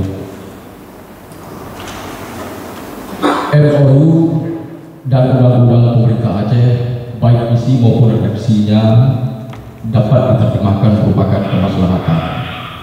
Ia dalamnya merupakan suatu kewenangan mengatur pemerintahan sendiri, sosial, politik, kemudian juga mengenai dengan ekonomi, sosial dan budaya. Dari pemaparan, kemudian juga kita hubungkan dengan tema strategi politik dalam menuntaskan implementasi MOU, kemudian dengan undang-undang pemerintah Aceh. Di sini tadi terdapat satu garis yang bisa kita inikan, yaitu dengan adanya undang-undang pemerintah Aceh kita diberikan suatu wadah ruang politik lokal yang sangat-sangat besar demi sebagai suatu kendaraan ya, demi kemajuan dan kemaslahatan rakyat Aceh. Sebagai bentuk pertanyaan pertama, dengan ruang politik lokal, jika kita lihat dengan genapnya 15 tahun undang-undang pemerintah Aceh, yang pertama, kendala apa yang paling sangat besar yang dihadapi khususnya legislator Aceh dalam hal baik merealisasikan segala butir undang-undang pemerintah Aceh serta MOU-nya, kemudian juga dalam hal yang sudah mengatur, ya dalam hal suatu aturan yang sudah diatur, yaitu melalui kanun, yang kanun tersebut dengan hari ini juga masih kurang nilai eksekutornya. Kemudian yang kedua, yang terpenting di sini adalah MOU kita di Aceh sudah sangat kadung menyepakati bahwa MOU itu merupakan arah atau sebagai platform kita dalam bernegara. Artinya apa? Baik secara pemerintahannya, MOU ini kita jadikan sebagai pedoman kita. Nah, jadi dengan 15 tahun sudah umur MOU dan pemerintahan Aceh ini, terobosan apa saja yang sudah dilakukan oleh pemerintahan Aceh khususnya dalam hal legislator ini yang mengawasi untuk lebih membuat MOU ini benar-benar dapat ditegakkan dan kemudian dijalankan.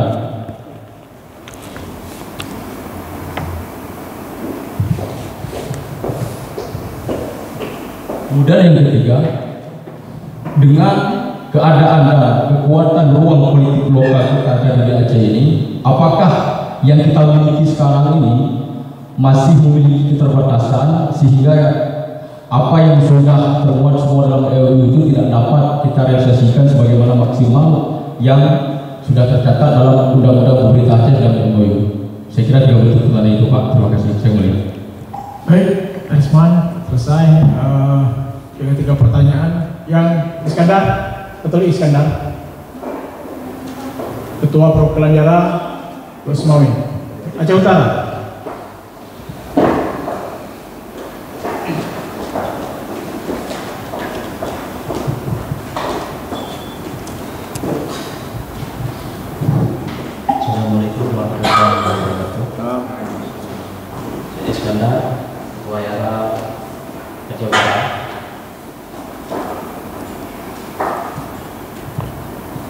Saya ingin bertanya kepada Ketua Pimpinan Bapak Dahlan Jamaluddin dalam pemaparan sekilas tadi tentang strategi politik dalam menuntaskan implementasi MOU Helsinki. Mengenai hak politik, mengenai hak sipil dan hak politik, ini tertuang dalam implementasi MOU Helsinki nomor 11 tahun 2006 tentang pemerintah Aceh. Yang ingin saya tanyakan, apa penegasan dari Ketua DPR Aceh selaku pimpinan legislatif di DPR Aceh? Penegasannya untuk pusat apa? Karena apa? Kalau kita lihat mengenai hak sipil dan politik, ini ada tertuang dalam MOU Helsinki. Apalagi hari ini ditetapkan oleh KPU secara regulasi nasional, pilkada serentak itu di 2024, sedangkan kekhususan Aceh yang masih pro kontra, ada yang katakan 2022, ada yang 2024. Jikapun Aceh juga masuk serentak 2024, secara otomatis MOU terbubarkan, bukan bubarkan tapi terbubarkan. Kenapa? Secara nasional pilkada 2004, sedangkan Aceh punya MOU itu sudah sudah dikatakan ataupun tidak ada dalam regulasi Undang-Undang Nomor 11 Tahun 2006. Ini penegasan Ketua DPR untuk pusat supaya ada nilai tawar, ada bergening. Apakah diplomasi yang melemah atau memang komunikasi politik yang agak melemah? Terima kasih. Assalamualaikum warahmatullahi wabarakatuh. Baik, terima kasih. Kita 4 dulu supaya tidak terlalu banyak nanti Ketua DPR lupa nanti banyak pertanyaan. Mungkin Pak Dahlan ada 4 penanya dulu yang sudah disampaikan tadi, yang mungkin ini bisa dijawab secara ringkas dan padat. Kami persilakan.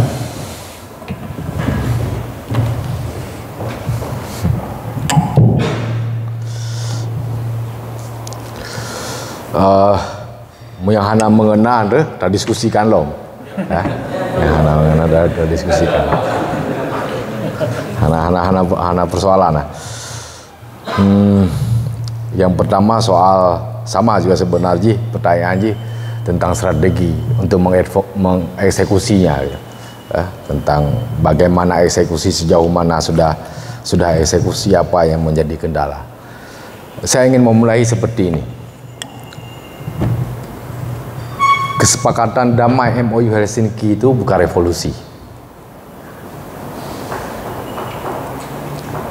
Begitu kesepakatan damai ditandatangani antara Gerakan Aceh Merdeka dengan pemerintah Republik Indonesia, Gerakan Aceh Merdeka itu dalam posisi sebagai representasi rakyat Aceh. Itu suka tidak suka, senang tidak senang, itu realitas politiknya. Sebagai representasi rakyat Aceh, kemudian berkomitmen dengan pemerintah Republik Indonesia untuk berdamai dengan sekian pokok substansi di dalam bagaimana bernegara dengan kehendak politik baru, kehendak perdamaian. Tapi apa yang terjadi kemudian? Yang ada kan tim ad hoc untuk sosialisasi substansi damai itu dimulai dari decommission, itu pemotongan senjata segala macam, gitu kan? Dan tim sosialisasi MOU Helsinki. Di luar itu apa yang terjadi? Bahwa praktek penyelenggaraan pemerintahan yang day to day itu kan tetap berjalan apa adanya. Pemerintahan Aceh pada saat itu juga tetap ada dengan aparatur birokrasinya, DPRA juga tetap ada dengan aparatur birokrasinya, aparatur pemerintahan pusat yang ada di Aceh juga tetap ada dengan dengan pengaturan sebagaimana sebelumnya gitu. Ini kan sebagai sebuah MOU, kalau kita ibaratkan kan sebagai sebuah kehendak politik, sebuah harapan cita-cita baru sesuai dengan teks tersebut kita akan mengurus Aceh dengan cara seperti ini, kan seperti itu gitu.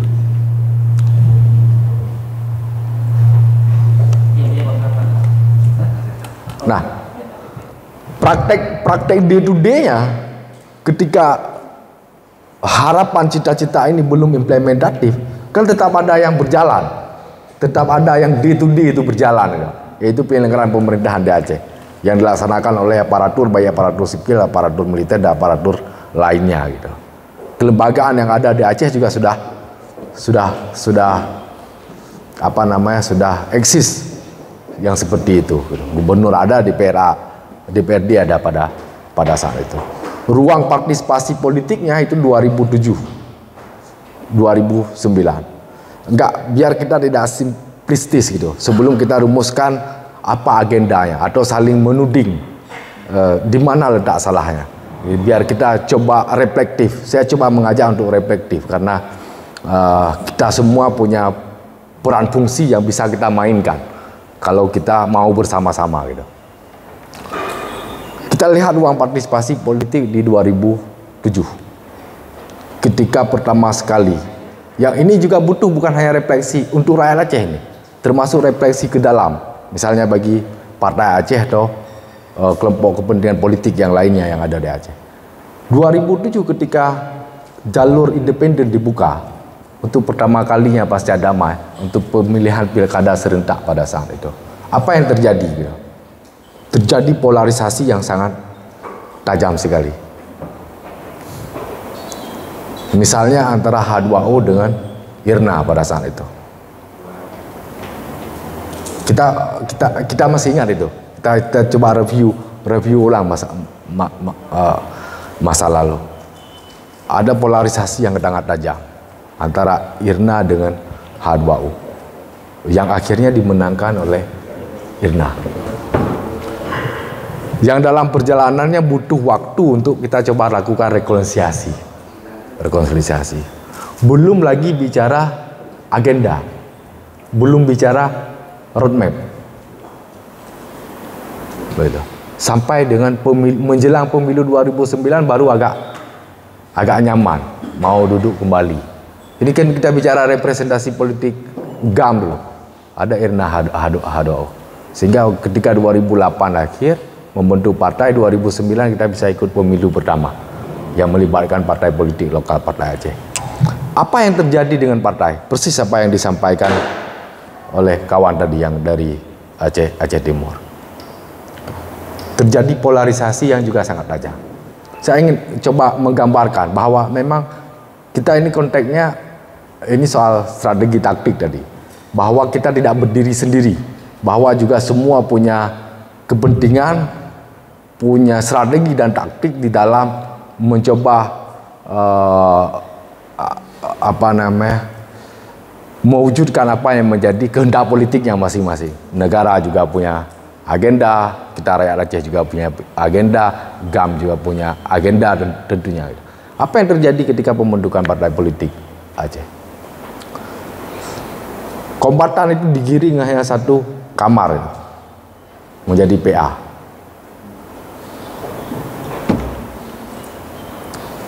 Ulama itu digiring membuat partai sendiri dengan PDA, walaupun dalam perjalanannya juga tidak implementatif sampai hari ini. Anak-anak muda yang punya basic berpikir kritis, gitu, digiring, dipecah dua kelompok. Kami, ya, Safar saya pelaku, gitu loh, sejak dari awal proses ini. Ada Sira, ada Partai Sira, ada Partai PRA. Dan akhirnya yang memiliki kursi, polarisasi di antara kelompok ini nih. Kalau nasional udah memang jelas dia punya perspektif yang berbeda dalam konteks melihat agenda kesepakatan damai ini. Nah, begitu 2009 setelah pemilu hanya PA yang punya kursi. Sira hanya berapa kursi? Ada kursi nggak? Oh, ada pertama ya? Nggak ada kursi. Ya di PRK aja. PRA nggak ada kursi. PDA nggak ada kursi. Tapi polarisasi di bawah itu sangat tajam sekali gitu. Dan PA juga tidak mayoritas, tidak sampai 50% plus 1, hanya 3, kalau enggak 43% kalau enggak salah. Ini biar kita reflektif, biar kita tahu bagaimana harus mulai, dan atau kita tidak menjudge kenapa situasi menjadi seperti ini gitu. Ya, polarisasi. Kita perlu memahami, membaca sejarahnya.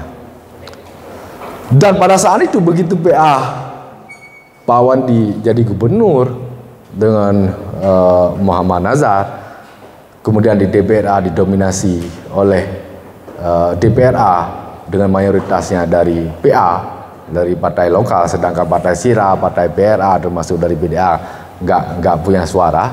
Kondisi yang begini dengan eksekutif terhadap DPRA, ini realitas politiknya, ya, antara DPRA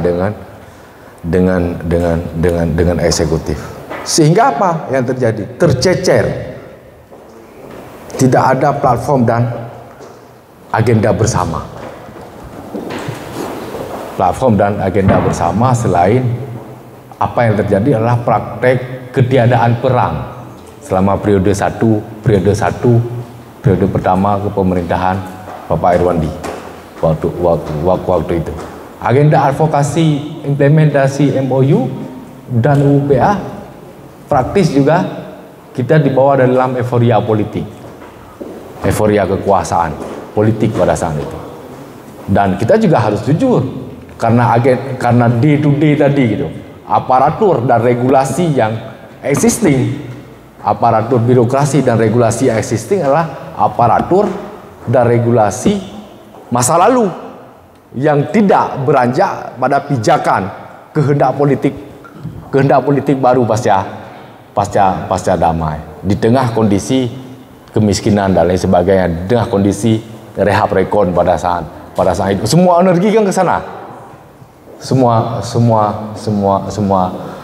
Semua energi. Nah, artinya apa yang saya mau sampaikan kepada kawan-kawan ini terkait dengan tawaran besar saya tadi itu, konsolidasi itu sebagai strateginya. Setelah 2009 itu dan berakhirnya masa pemerintahan, dinamikanya kan masih ke dalam, bukan dengan pemerintah pusat. Dinamika ada beberapa PP dan perpres yang dihasilkan sebagai wujud dari implementasi UPA. Tapi jujur, misalnya kawan-kawan bisa cek semua, tidak ada yang maksimal PP dan perpres yang lahir di periode pertama pemerintahan Irwandi Nazar dan DPRA yang didominasi oleh PA pada saat itu. Jauh, ada beberapa PP yang ada PP partai politik lokal, ada beberapa PP dan PP lain hanya 2 atau 3 yang ada. Coba nanti bisa dicek ulang dan perpres. Praktis nggak ada agenda terkait dengan advokasi, ya, untuk menjadikan kesepakatan damai itu sebagai platform bersama, karena bertarungnya ke dalam. Nah, 2012 terbukti, ya, terbukti. Ada Zaini Mualim, ada Zikir, ada Bang Wandi, yang naik, dan juga ada beberapa faksi yang lain. Pertarungannya kan menjadi pertarungan agenda politik, kekuasaan politik yang nir agenda, maksudnya. Kalau kartu jujur kita melihat narasi yang terbangun sampai hari ini, misalnya termasuk narasi yang menjadi materi substansi di dalam kampanye, misalnya di periode 2007 itu masih semangatnya kuat 2007. Tapi begitu 2012 misalnya kan narasinya kan narasi kesejahteraan, narasi pembangunan normatif yang siapapun di tempat lain juga akan seperti itu dalam konteks materi merebut suara pemilih gitu. Hanya PA yang terus ngomong soal MOU, tapi sangat elitis, substansinya mengawang-awang, apanya gitu. Pertanyaannya kalau seperti pertanyaan kawan-kawan tadi, apa agenda setting, roadmapnya yang diadvokasi apa gitu. Ya kan? Tapi ngomong MOU gitu. Tapi apa gitu step-stepnya? Apa pokok substansi yang ada dalam MOU itu? Bagaimana cara mengadvokasinya? Apa step-stepnya? Apa langkah-langkah? Nggak ada itu. Nggak bunyi itu. Nggak. Saya mau gambarkan biar kita reflektif dengan situasi. Itu 2012 dimenangkan oleh Zikir pada saat itu sampai 2017. 2014 pemilu lagi, PA sudah mulai kekurangan taringnya ya. Karena ada harapan besar dari publik yang menjadi pemilih PA itu, tapi melihat kok sama aja. Kita ngomong MOU, kita ngomong UPA, tapi kok tidak ada bentuk konkretnya. Ada misalnya agenda-agenda yang langsung berhadapan. Pemilu 2012 tergerus PA. Mana agenda yang berhadapan? Sangat melelahkan energi politik DPR pada periode itu yang didominasi oleh partai politik dengan dua agenda besar, yaitu Kanun Wali Negro dan Kanun Bendera dan Lambang. Itu yang muncul terus-menerus di media dan sangat mengganggu pemerintah pusat pada saat itu. Dan sampai hari ini tidak implementatif. Padahal itu adalah satu bentuk regulasi kesepakatan politik yang legal formalnya sudah clear dan clean gitu, dalam proses politik demokrasi di DPR, tapi juga nggak implementatif. Nah, ada beberapa PP juga dan perpres yang lahir sampai hari ini juga belum tuntas. Pilkada 2017 kemarin kita sudah bisa melihat polarisasinya sangat dahsyat sekali, yang merepresentasikan politik identitas perjuangan itu misalnya di 2017 kemarin. Pilkada 2017, Dr. E, Mualim E, Apa Karya E, Bang Wandi E, Sajan Abdullah Putih, Nasaid Mustafa, Sajan Bantar Miji Karim, nah Bang Yan nambah pasang menambah na irisan. Nggak ada yang bekerja untuk itu. Makanya lembaga tawarkan agenda yang besar. Biar kita reflektif, biar kita nggak mudah diombang ambing. Polarisasi yang terjadi 2017. Pemilu 2019 kemarin, untuk periode sekarang saya, periode 2019-2024, PA ternyata tinggal 18 kursi. Tapi partai lokal sudah banyak yang masuk gitu. Ada PNA karena setelah pecah 2012, Bawan di grup itu membuat PNA gitu. Ada kursi sekarang 6 di DPR. PDA juga ada kursi 3 gitu kalau partai lokal. Sira juga ada kursi 1 gitu. Nah, ini udah periode 2019-2024 di DPR. Di eksekutif apa yang terjadi periode 2017-2022, kepemimpinan politik kekuasaan eksekutif itu. Cuma 1 tahun Pak Irwandi memimpin. Habis itu kolab, hari ini di bawah kepemimpinan Nova Iriansyah. Nah, saya ingin katakan seperti ini. Ada kekuatan yang suka tidak suka, sadar tidak sadar, sengaja tidak sengaja, itu bekerja mengadu-adu situasi ini, sehingga semua energi itu habis untuk bertarung ke dalam, dan juga bertarung ke dalam dan energi rutinitas penyelenggaraan pemerintahan. Apa yang tadi persis disampaikan kepada kami DPR ya, bicara Musrembang, bicara RKPA, bicara KUA-PPS, bicara RAPBA, bicara pengawasan, bicara reses, segala macam. Eksekutif juga lebih seperti itu, day to day dengan basis regulasi. Yang dari tadi kita sepakati bahwa hasil kajian DPRA bahwa penyelenggaraan pemerintahan Aceh termasuk pemerintahan kabupaten kota tidak berbasis pada UPA, apalagi MOU. Itu kenyataannya, hasil kajian, hasil kajian. Nah, itu yang hari ini terjadi di Aceh.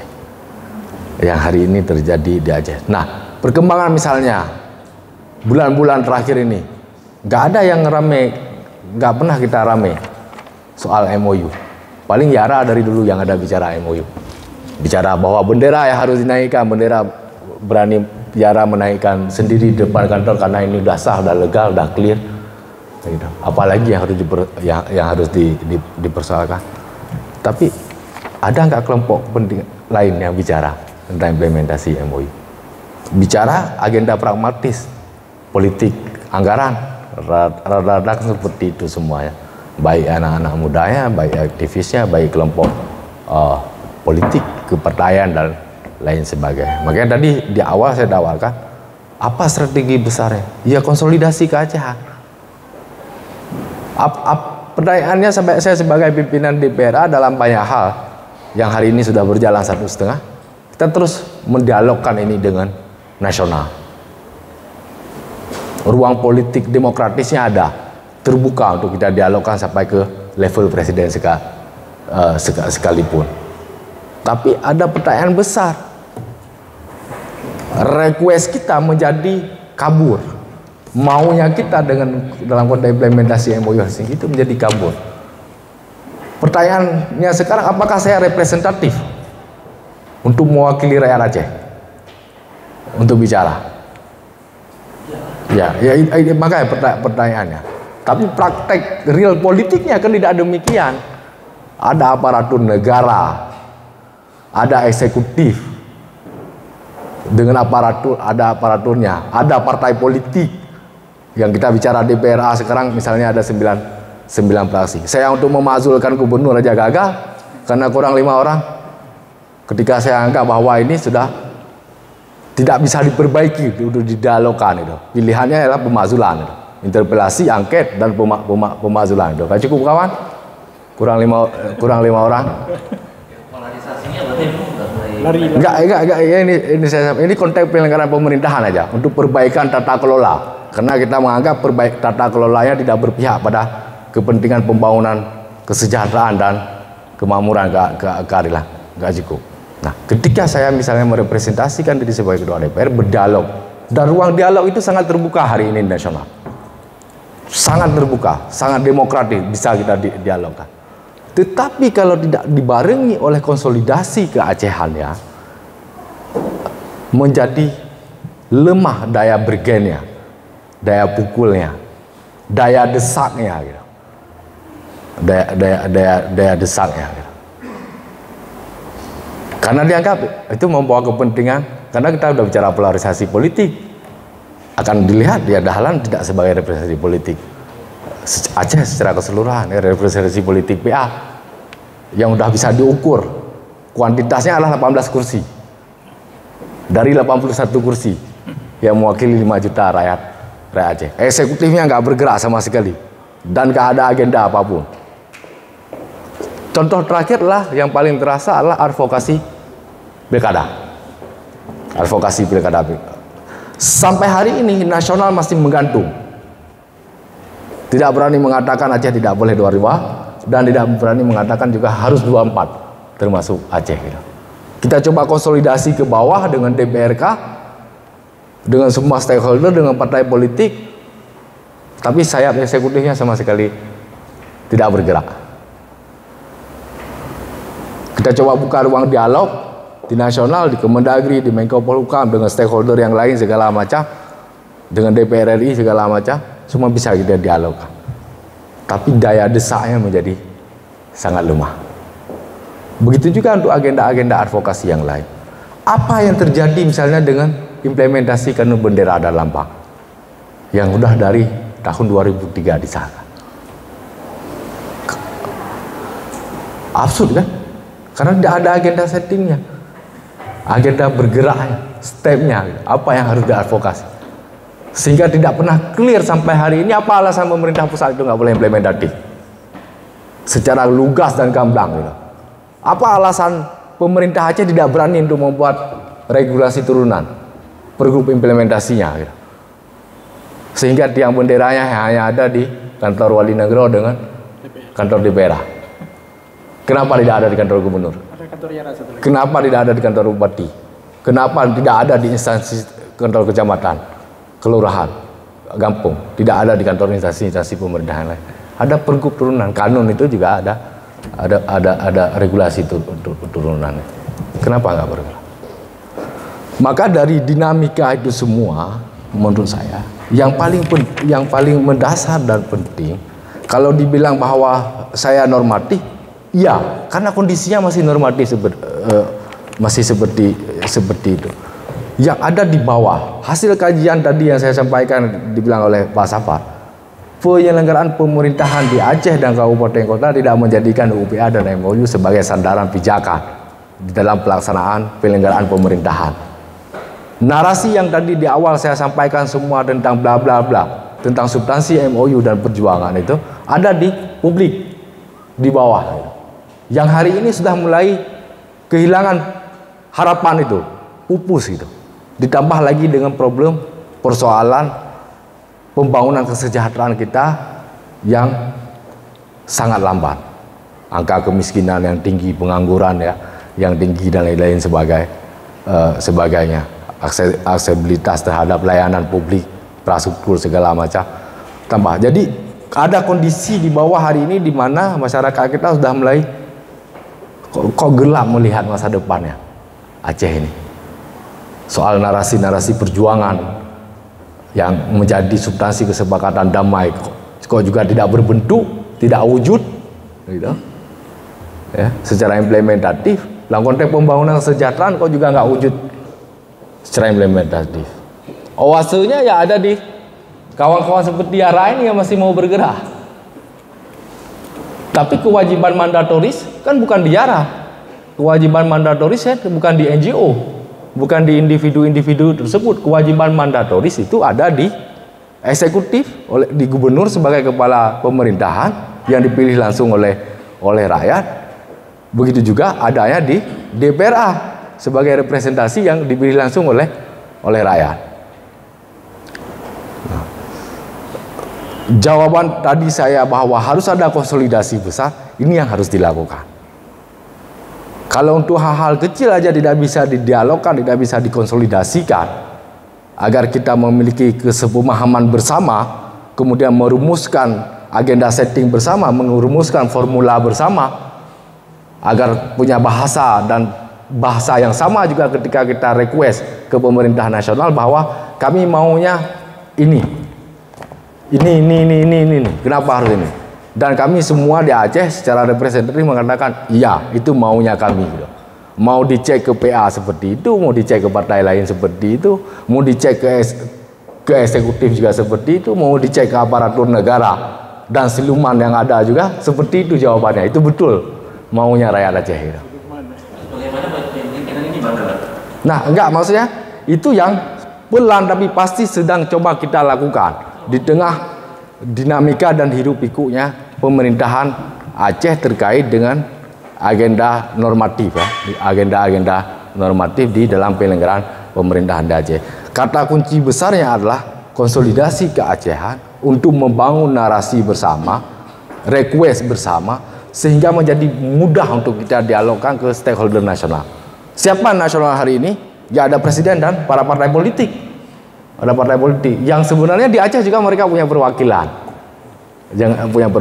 Kalau ini kita bisa merumuskan secara bersama-sama, kita punya request juga yang sama ke nasional, ini akan memudahkan, termasuk juga untuk mengukur sukses tidak suksesnya gitu. Sehingga kita dapatkan kesimpulan bersama, tidak kesimpulan yang kabur. Misalnya terkait dengan implementasi lambang dan bendera, apa kendalanya? Lugas dan konkretnya itu apa? sehingga nggak bisa implementatif. Itu yang dipertanyakan di dalam pembahasan di DPR. Maksudnya kalau misalnya ada kendala kan DPR punya sebuah kekuatan yang sangat besar, yang namanya rakan atau kanun, bukan dirakan lagi. Nah, pembentukan untuk menentukan kanun ini misalnya kanunnya cukup satu pasal, berapa pasal pada meminta eksekutif untuk melaksanakan hasil kesepakatan MOU. Pak, jadi begini dia, apa yang disampaikan ini kan pada tataran normatifnya. Jadi misalnya pada tataran implementatif kanun tadi, misalkan bendera, ya, memang normatifnya sudah ada. DPR sudah mengesahkan, sudah selesai. Jadi aturannya seperti apa? Begitu kanun ini disahkan, eksekutif wajib membuat peraturan pelaksana kanun tersebut dengan mengeluarkan peraturan gubernur. Nah, ini sebenarnya ranahnya eksekutif. Cuman, eksekutif kan juga tidak bisa bergerak sendiri. Ada legislatif. Cuman yang ingin kita dorong adalah bagaimana, dan ini sudah kita dorong semenjak pertama Bang Wandi menjabat di periode kemarin. Itu saya sampaikan, mendorong DPR untuk memanggil gubernur, mempertanyakan kepada gubernur apa alasan gubernur tidak mengeluarkan peraturan gubernur untuk pelaksanaan kanun tersebut. Nah, karena kalau peraturan pelaksana belum dilaksanakan, maka bendera tiang bendera Aceh itu hanya ada di kantor Wali Nagro, hanya ada di kantor DPR plus kantor Yara. Jadi di instansi lain tidak akan ada. Jadi ini sudah konkret ya. Karena kita bicara konkret. Yang pertama tadi saya tangkap konsolidasi bersama yang dimaksud oleh Pak Dahlan. Konsolidasi bersama itu kuncinya. Nah, sekarang kita ingin bahas konkret strategi konsolidasi bersama apa yang harus kita lakukan. Itu yang penting. Konsolidasi bersama. Ini kan memetakan kekuatan. Ya, tapi gini, Pak Dahlan, kita ya, saya bersama tim ini siap menjadi ujung tombak eksekusi. Kita ingin sebagai ujung tombak eksekusi sudah bentuk satgas dan segala macam. Tapi ini kan bukan hanya persoalan normatif, persoalan hukum, tapi persoalan politik. Nah, di belakang kita juga butuh dukungan politik. Ketika apa nanti? Ketika dicek, bicara cek tadi, ketika dicek, ini Yara mau seperti ini, dicek ke DPR, sama enggak? Dicek eksekutif sama enggak? Dicek ke partai sama enggak? Tapi kesilupan dicek sama enggak? Jadi jangan ini seolah agenda Yara, kita ingin agenda bersama. Ini konsolidasi bersama. Nah, ini perlu kita bahas roadmapnya seperti apa. Kita melakukan konsolidasi seperti dulu. Dulu nggak tahu kita ya, mungkin secara alami terkonsolidasi sebelum adanya MOU Helsinki dulu. Konsolidasi secara alami. Nah, ini nggak tahu kita, ini orang Aceh apakah perlu musuh bersama supaya bisa terkonsolidasi. Nah, tapi kita kan tidak ingin mengulangi konflik. Ya, jadi mungkin terkait dengan bendera saya sampaikan ke Ketua DPR. Ini kan sudah ada keputusan Menteri Dalam Negeri yang membatalkan. Saya sudah minta ke Kementerian Dalam Negeri, itu kemudian tidak dikasih, kemudian kita sudah ajukan sengketa sampai beberapa kali bersidang di Komisi Informasi Pusat sehingga diputuskan harus diberikan salinan, diperlihatkan salinannya. Karena saya punya fotokopian waktu itu. Mungkin di DPR akan ditembuskan juga keputusan Mendagri itu bahwa Kementerian Negeri sudah membatalkan. Nah, kita ingin, makanya yang dipertanyakan kawan-kawan kita tadi, nah ini kan sudah ada pemberitahuan. Nah, sekarang strategi advokasi dari DPR dulu. Kita nggak bicara eksekutif dulu, dari DPR dulu.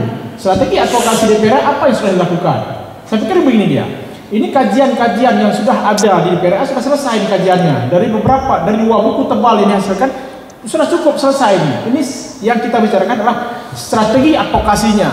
Nah, strategi advokasinya akan kita lakukan.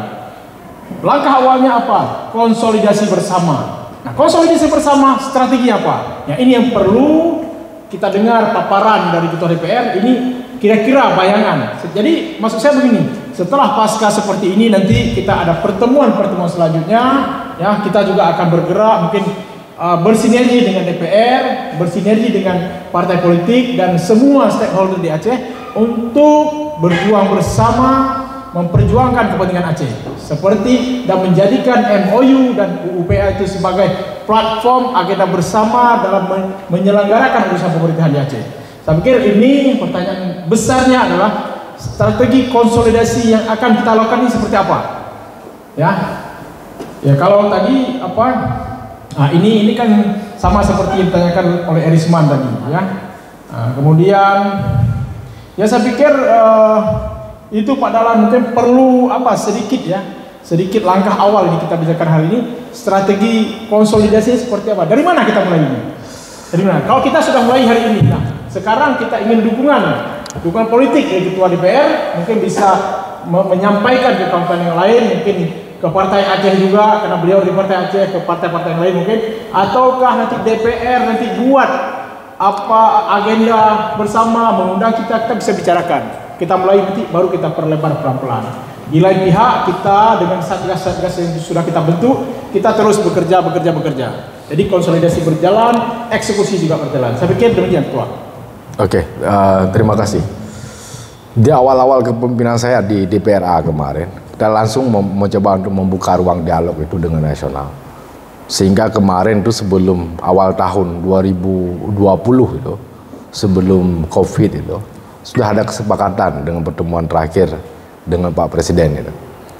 Akan dibentuk desk khusus yang ditunjuk Pak Ketua KSP, Ketua Staf Presiden Pak Mul, untuk membicarakan terkait dengan implementasi MOU Helsinki secara keseluruhan. Kita tidak bicara case per case, tapi kita bicara refleksi bagaimana mewujudkan penguatan perdamaian yang berkelanjutan di Aceh dengan implementasi MOU Helsinki 2005. Kemudian dalam perjalanannya COVID, sehingga ruang dialog itu terputus. Termasuk kita menyelesaikan pada saat itu, kita diskusikan soal agenda transitional justice yang harus dipenuhi. Misalnya bicara implementasi agenda reintegrasi lahan, kombatan, lapangan pekerjaan, jaminan sosial, gitu juga agenda-agenda transitional justice yang lain. Kemudian kita bicara apa yang menjadi isu kekinian dalam konteks yang harus implementatif segera, ada keputusan yang menyeluruh dan dan final, misalnya terkait dengan bendera dan hal lain. Sehingga kita punya kesepakatan bahwa akan ada dialog yang terus menerus, untuk mewujudkan implementasi MOU Helsinki. Siapa yang datang pada saat itu memang representasinya masih terkesan representasi GAM, gitu. Ada Wali Negro, ada Mualim, ada saya yang kebetulan juga walaupun ketua DPRA dari Partai Aceh. Nah, ruang itu juga masih ada, gitu. Ruang itu juga masih ada. Nah, di Aceh sendiri sejak dari awal misalnya kita di DPRA coba mengkonsolidasikan terkait dengan formula penyelenggaraan pemerintahan dengan semua partai politik. Tapi sejak dari awal kan sudah ada dinamika. Kami di awal juga dalam posisi yang berhadapan dengan eksekutif sejak dari pertama, mulai dari urusan tatib, urusan akadi sudah terbelah, cuma kemudian kita konsolidasi ulang, gitu. Kita coba mengkritisi beberapa kebijakan strategis penyelenggaraan pemerintahan, ada interpelasi, ada angket segala macam. Ada 2021, kemudian ditambah dengan banyak dinamika lain. Tapi pada prinsipnya kita coba terus melakukan konsolidasi ini. Termasuk kita berbicara dengan pimpinan-pimpinan partai politik, bahwa pimpinan politik selaku stakeholder utama yang mereka merepresentasikan langsung representasi rakyat, gitu. Semua pimpinan partai politik kan punya rakyat, ya, punya kursi. Alat ukurnya kan ada kursi di DPR. Ya, ayo kita dialogkan. Termasuk untuk konteks kepentingan formula pembangunan, formula politik anggaran, gitu. Di luar formula agenda besar, agenda implementasi MOU Helsinki. Nah, itu butuh kesabaran dan kerja panjang, gitu. Makanya saya sangat mengapresiasi ketika Yara, gitu, misalnya mencoba melakukan advokasi litigasi, gitu, dengan menggugat apa yang teks yang sudah tertulis tapi tidak implementatif, gitu. Kenapa tidak implementatif dengan teks yang sudah tertulis? Karena sepanjang, seperti kata Pak Safar tadi, sepanjang dia masih tertulis dan belum dicabut, ya harus berjalan teks tersebut. Nah, ketika proses litigasi ini berjalan dan secara simultan terus terjadi, bahkan bukan hanya IARA tapi di backup juga oleh kekuatan-kekuatan advokasi yang lain dan masyarakat Aceh termasuk partai politik, ini akan memberikan dampak yang signifikan. Tapi nggak cukup dengan advokasi litigasi. Kalau advokasi non litigasi dalam bentuk konsolidasi tadi, pembangunan kesadaran dan penguatan konsolidasi antar stakeholder, antar para pihak, baik antar partai politik, stakeholder kampus, stakeholder ormas dan kelompok kepentingan yang lain termasuk ulama dan sebagainya, itu tidak akan maksimal daya pukulnya, daya dorongnya gitu. Karena apa? Dia day to day praktek penyelenggaraan pemerintahan itu tidak juga ideal seperti yang kita bayangkan itu. Ada agenda rutinitas harian itu ditambah dengan agenda pribadi atau agenda kelompok kepentingan yang itu juga mendesak untuk dijalankan itu. Misalnya kita bicara di nasional itu hari ini itu ada representasinya, ada presiden, ada DPR RI. Tapi di luar itu kan ada banyak partai politik gitu. Bagaimana kita bisa nyampe kepimpinan partai politik gitu, sehingga menjadi mudah ketika kita komunikasikan dengan fraksi yang ada di DPR RI, di komisi-komisi DPR RI. Nah, ini akan harus kita lakukan bersama-sama, persis seperti apa yang tadi disampaikan oleh Pak Safar, sehingga ketika dicek itu bukan hanya maunya Dahlan itu, bukan hanya maunya Pak Safar itu atau Yara itu. Tapi mau dicek keseluruhan sekalipun, iya itu maunya. Itu kondisi real yang terjadi di Aceh. Itu objektifnya yang ada di Aceh. Dicek ke kampus juga jawabannya ya seperti itu. Bahkan kalau bisa bersama-sama. Itu. Dicek ke partai politik yang lain juga seperti itu. Ini yang saya maksudkan, kesadaran ini yang harus dibangun. Jangan kita terjebak kepada agenda kepentingan politik elektoral sebatas mendapatkan kekuasaan politik tetapi tidak memiliki roadmap agenda, tidak memiliki visi dan misi untuk mewujudkan agenda kehendak politik perdamaian, termasuk bahkan agenda politik pembangunan di tengah persoalan Aceh yang hari ini yang membuat kita sangat malu gitu. Kemiskinan, pengangguran, kan, angka stunting yang tinggi, kan, lapangan pekerjaan, dan ada banyak hal lainnya. Ketergantungan fiskal kita terhadap pusat yang sangat tinggi, investasi yang nggak ada, kan? Hanya kita mengandalkan belanja pemerintah, tapi belanja pemerintah juga hanya dikip oleh satu orang gitu, tidak juga berbagi gitu. Padahal ekonomi kita hanya digerakkan oleh belanja pemerintah, nggak ada sektor swasta segala macam, sehingga semakin memperparah situasi. Ya semua pasti punya kepentingan, punya agenda. Tapi yang saya maksudkan konsolidasi keacehan itu adalah konsolidasi di mana kita bisa merumuskan irisan bersama. Apa yang menjadi agenda bersama?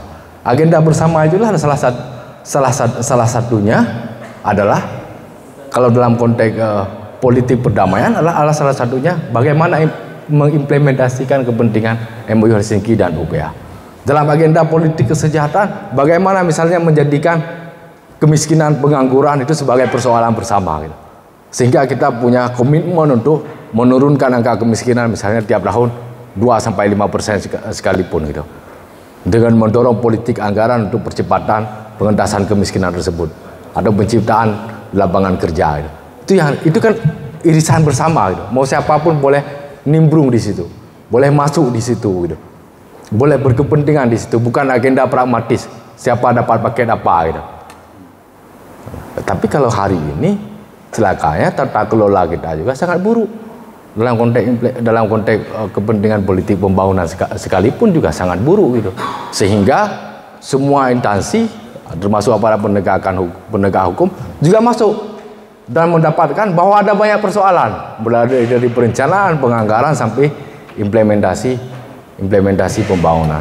Padahal ada agenda-agenda besar yang hari ini kita dihadapkan di depan mata gitu. Misalnya gitu, di tengah ketergantungan fiskal kita dengan pusat itu, postur APBA kita itu didominasi oleh transfer.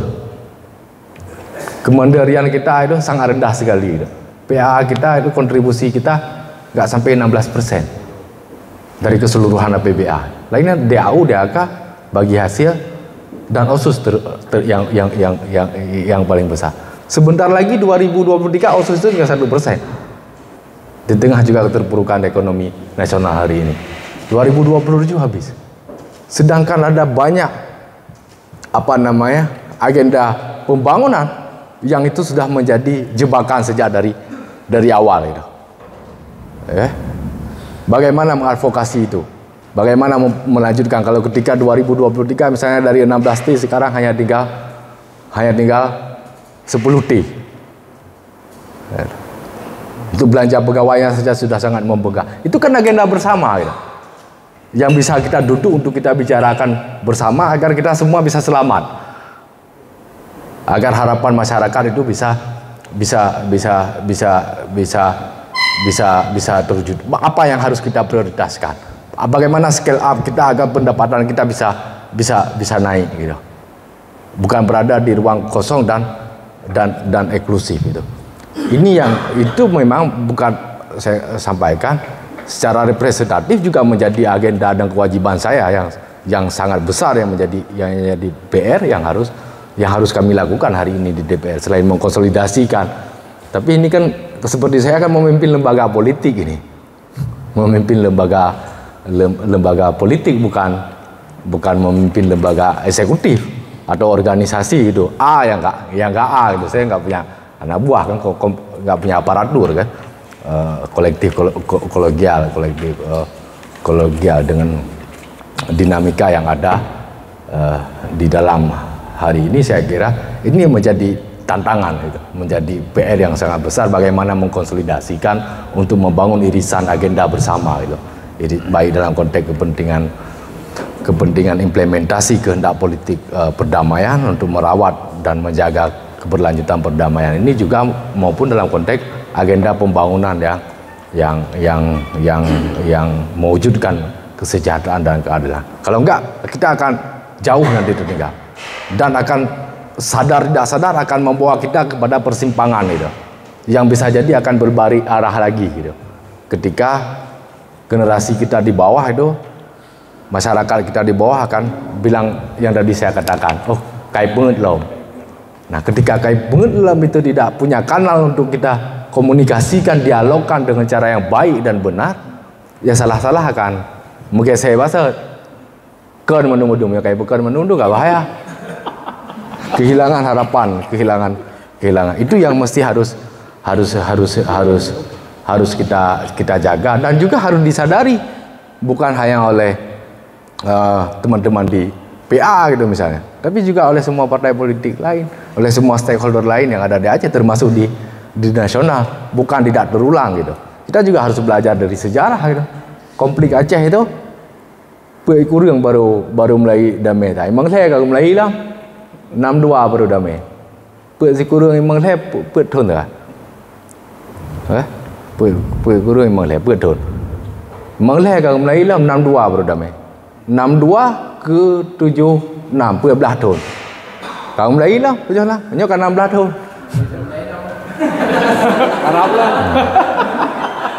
Tapi kita punya kewajiban untuk menghindari itu semua.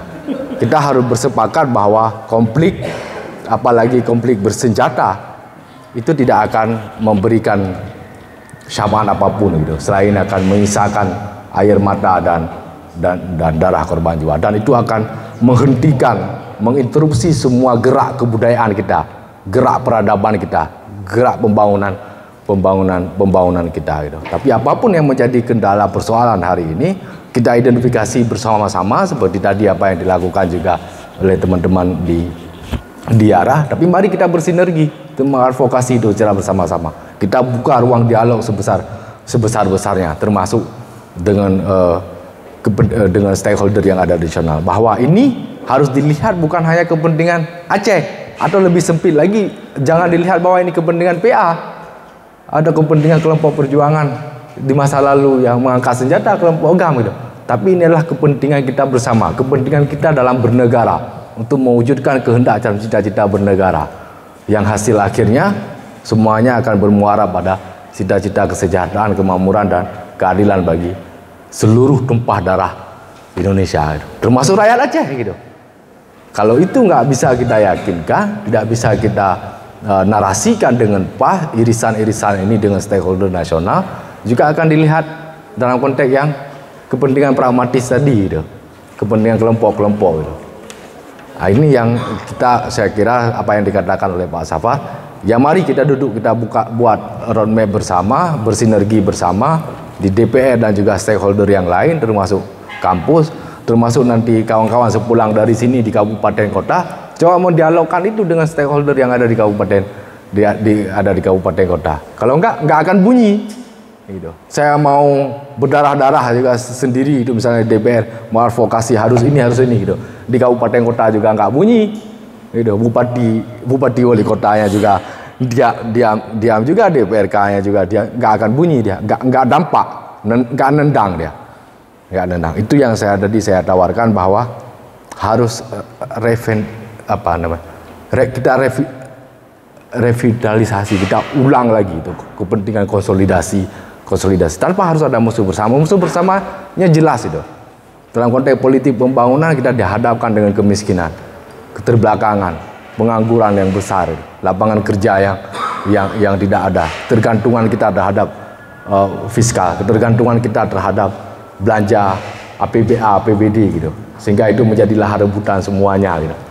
Tapi dalam konteks yang lain, kepentingan musuh kita ini yang juga belum implementatif. Yang kalau salah-salah kita maintain itu akan membawa kita pada jurang masa lalu gitu. Yang akan menginterupsi kembali gerak kebudayaan dan peradaban kita untuk menatap Aceh yang lebih baik ke depan. Itu harus kita tanamkan menjadi agenda kita, bukan mencari musuh bersama dalam konteks hari ini gitu. Di tengah kekaburan dunia gitu. Nggak perlu harus jelas lagi musuh itu, semua itu bermain pada ruang kepentingan. Tapi bagaimana merekatkan irisan-irisan kepentingan itu agar menjadi pas saja gitu. Saya kira itu. Baik, terima kasih Pak Dahlan. Yang saya tangkap ya, inti penting dari paparan tadi bahwa DPR kemudian Wali Nagro sudah mencoba mengkomunikasikan ke Presiden, dan oleh Presiden Jokowi juga sudah membuka ruang dialog, kemudian dengan membentuk DES untuk membicarakan ini ya, yang dimotori oleh KSP. Itu Pak Dahlan ya? Pak Mul, khususnya Pak Muldoko secara khusus. Dan karena kendala COVID sehingga ini kan tertunda. Nah, mungkin ketika sudah ditunda kan kita dihadapkan dengan berbagai agenda yang lain sehingga tidak kita kawal lagi. Tapi dengan acara seperti ini, pertemuan ini, informasi ini, kita juga nanti akan mengingatkan kembali bahwa ruang-ruang yang tertunda ini bisa kita mulai dengan hal-hal yang sederhana. Kalaupun kita bisa tidak tatap muka, mungkin bisa lewat Vkom selama ini yang sudah dilakukan oleh koordinasi antar pemerintah. Mungkin bisa kita pelan-pelan mendiskusikan ini, membuka ruang dialog sudah ada, cuman mendialogkan kembali bagaimana MOU dan UPA itu menjadi sandaran untuk penyelenggaraan pemerintah di Aceh. Ini pertama tugas kita bersama, mungkin DPRA dan kita juga dari civil society, menyadarkan pertama masyarakat dan aparatur pemerintahan kita di sini, kemudian tugas kawan-kawan yang di instansi pemerintah kita juga, ada DPR juga, memberi pemahaman di tingkat pusat. Ya mungkin sudah ada ruang dialog yang disampaikan tadi, ini ruang untuk memberi pemahaman kepada pemerintah pusat, kepada elit-elit di pusat, untuk bagaimana memandang Aceh ini bukan seperti provinsi yang lain. Aceh punya kekhususan, itu ada MOU dan UPA, dan ini bagaimana dimaknai sebagai sebuah kehendak politik rakyat Aceh pasca perdamaian MOU Helsinki. Saya pikir ini yang penting. Ini ada satu tadi yang tunjuk tangan dari Ketua Yara Semelu, ini juga Ketua Komisi 1 DPRK Semelu. Oke, karena ngomong-ngomong masalah anggaran kan ini lebih cepat nyampar di anggarannya. Terima kasih sedikit lagi nih. Terima kasih. Ya, silakan. Baik, terima kasih. Ketua. Assalamualaikum warahmatullahi wabarakatuh. Waalaikumsalam warahmatullahi wabarakatuh. yang saya hormati Bapak Ketua DPRK Aceh yang ganteng, saya lihat luar biasa. Biasa DPRK, sampai DPRK, DPRK. Ketua yang Aceh, baik, terima kasih. Saya tidak lagi memperpanjang kalimat saya fokus pada bicara terdahulu. Di kesempatan ini saya tidak banyak berbicara karena waktu yang terbatas. Di sini cuma saya sedikit bingung juga, Pak Ketua, kita pada dasarnya UPA ini sudah lahir 15 tahun yang lalu. Kalau dibilang anak, sedikit lagi udah remaja dan bisa kita lepaskan. Tapi pada intinya dewasa yang kita melihat UPA itu tidak berjalan sebagaimana mestinya. Untuk banyak tahu. Akan tetapi di Indonesia ini ada 2 keistimewaan yang diberikan, 3 malah. Selain di Jakarta ada keistimewaan Aceh, ada keistimewaan di Yogyakarta.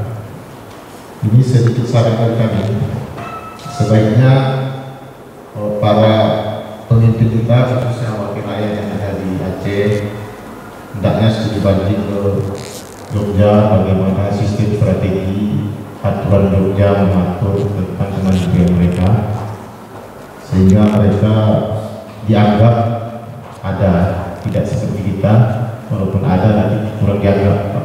Ketua, kenapa saya sebut seperti itu?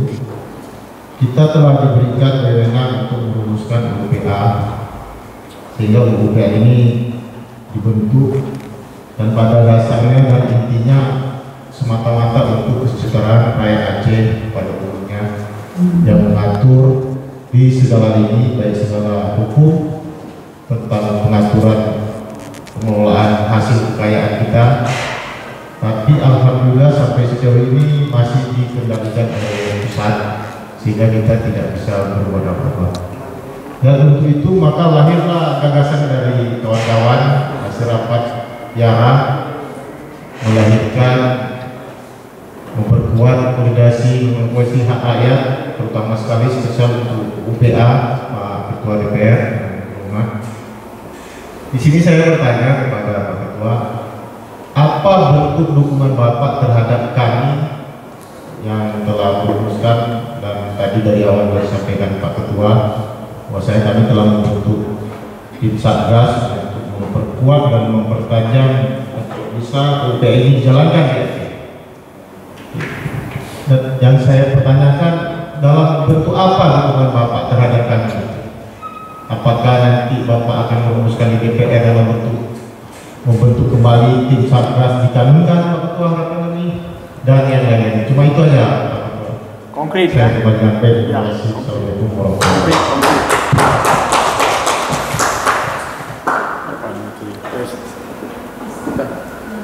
Ya. Konkret ya. Ini pertanyaan konkret ya, karena ini backgroundnya pengacara juga ini, makanya pertanyaan seperti itu juga. Oke, silakan Pak Ketua kasih testimoni sedikit. Sekaligus ini closing nanti ya, sekaligus closing statement dari Ketua DPR karena ini sudah mau asal kita. Oke, silakan Pak Ketua. Ya, menjadi kewajiban saya sebagai wakil rakyat yang hari ini ada di lembaga DPR untuk mendukung setiap upaya dan langkah-langkah yang dilakukan oleh masyarakat Aceh dalam upaya mewujudkan harapan dan cita-cita rakyat Aceh gitu. Apalagi YARA yang memang terorganisir, terdidik dan terpimpin gitu, yang memiliki agenda yang konkret dan jelas di dalam melakukan advokasi terhadap kepentingan keacehan yang tadi sudah kita diskusikan dan bahkan juga sudah dirumuskan oleh teman-teman dalam rapat kerja ini gitu. Tentunya saya pasti akan ada bersama-sama dengan YARA Pak Safar untuk mendukung agenda. Tinggal bagaimana kita sinergikan aja. Kasih tepuk tangan dulu apa bagaimana kita sinergikan ya. Dan juga saya berharap bahwa YARA, apalagi ada kawan-kawan yang juga ternyata bukan hanya ada di YARA, tapi juga ada di profesi yang lain itu. Ada pekerjaan yang lain secara personal, bahkan ada yang secara mandiri juga menjadi profesional law firm kan. Selain di Yara, bagaimana ini kita sinergikan termasuk dengan stakeholder di kabupaten kota. Saya ingin mengatakan bahwa kondisi kita itu sebenarnya tidak sedang baik-baik aja. Cuma kita terlalu menghibur diri aja, terlalu menghibur diri aja, dan kecenderungan di warna politik kita itu ramenya itu pada bab-bab yang tidak substantif itu. Bab yang pragmatis, yang banyak disetir oleh banyak kelompok kepentingan yang sebenarnya itu tidak punya dampak yang signifikan terhadap kepentingan orang banyak. Yang ramai kan seperti itu gitu. Yang terakhir saya juga coba bukan menghindari itu, tidak begitu mau untuk apa namanya berhadapan di media gitu.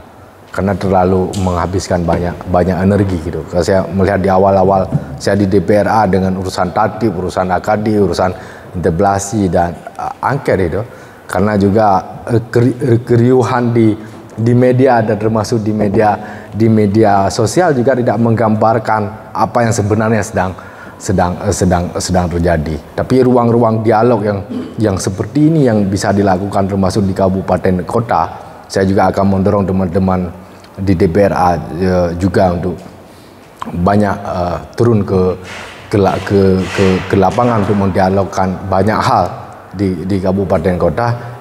Ini akan menghimpun energi kita yang besar tadi gitu, agar memiliki daya advokasi, daya dobrak dan bergen yang besar di dalam mewujudkan kepentingannya. Sehingga ketika ada agenda-agenda politik pragmatis tapi punya dampak yang strategis, itu kan menjadi mudah gitu. Ketika misalnya Pak Safar memutuskan bahwa Yara masing-masing kabupaten kota akan menggerakkan 100 orang, sudah kali 23 udah 2.300 kan. 100 orang aja kali 23 kabupaten kota ada 2.300. 2.300 orang itu kita kita base camp kan di depan kantor gubernur misalnya selama seminggu, jadi itu barang itu. Kalau misalnya turun gitu. Enggak, maksudnya itu agenda-agenda yang sebenarnya pragmatis, taktis, tapi memiliki dampak yang strategis. Ketika kita menyisipkan agenda yang strategis itu, bukan hanya persoalan suka tidak suka gitu, senang tidak senang dengan seseorang gitu, tapi bahwa ada kepentingan besar yang sedang kita desakkan agar ini bisa berjalan, bisa berwujud gitu. Dan saya sangat berterima kasih sekali dan merasa sangat terhormat bisa hadir, dan ini untuk pertama kalinya dalam forum seperti ini Pak Safar. Kalau dengan Pak Safar ya itu udah dari dulu gitu. Udah dari dulu sama-sama perantau di Pulau Jawa dalam dinamika keacehan di masa lalu gitu. Tapi baru kesempatan pada siang hari ini bisa berdialog dengan kawan-kawan, dan ini satu kehormatan, satu kemuliaan bagi saya untuk bisa mengenal lebih jauh, dan kapanpun saya pasti akan sangat siap gitu untuk bisa hadir dalam forum-forum seperti ini, termasuk kalaupun dilaksanakan di kabupaten kota. Saya cuma ingatkan, coba juga diajak dengan kampus itu, karena hampir di banyak kabupaten kota kita juga udah punya kampus itu, biar mahasiswa kita juga punya agenda dan ngeh dengan realitas kondisi objektif kita gitu. Karena kalangan kampus, kalangan intelektual sebenarnya juga punya dampak yang signifikan, terutama para pengajar dan mahasiswa dan mahasiswanya gitu. Sehingga ini akan memperbanyak sekutu, memperbanyak jejaring kita, sehingga akan mudah nanti ketika kita melakukan advokasi. Saya berharap sebenarnya misalnya ketika Yara nanti melakukan advokasi litigasi misalnya di pengadilan, itu akan muncul dukungan di mana-mana, walaupun dalam bentuk pernyataan itu, termasuk dengan teman-teman media Pak Safar, akan muncul banyak dukungan mendukung sikap apa yang dilakukan oleh Yara, dan itu akan membesarkan hati Yara bahwa tidak sendiri kita, tidak sendiri melakukan itu. Nah, kalau yang muncul itu dari kampus gitu misalnya, itu kan berarti ada konsekuensi, ada sekian rasionalisasi ilmiah gitu. Kenapa mereka mendukung itu, dan itu akan menguatkan nilai tawar kita di dalam memperjuangkan apa yang menjadi kehendak kita bersama. Saya kira demikian, Pak Safar. Sekali lagi saya katakan, mari kita bersinergi bersama, dan pastinya kita akan bisa kalau bersama-sama kita melakukan kerja-kerja besar ini gitu. Bitaufiq wal hidayah. Wassalamualaikum warahmatullahi wabarakatuh. Baik, ucapan yang sama kita juga mengaturkan terima kasih kepada Pak Dahlan yang sudah berkenan hadir memberikan beberapa strategi advokasi terhadap MOU dan UPA, juga memberikan semangat baru bagi kita bahwa apa yang sudah kita rencanakan kemarin dan hari ini bahwa kita tidak sendiri hari, dan ini kita harus gelembungkan terus ini seperti bola salju. Hari ini kita sudah mendapat dukungan satu, menjadi kawan satu barisan, ada ketua DPR bersama kita, dan kita berharap ada banyak lagi kawan-kawan yang lain yang seirama satu saf dengan kita memperjuangkan kepentingan Aceh. Akhirnya saya mengucapkan terima kasih kepada ketua DPR yang sudah berkenan hadir dan kawan-kawan semua. Saya akhiri billahi taufiq wal hidayah. Assalamualaikum warahmatullahi wabarakatuh. Waalaikumsalam.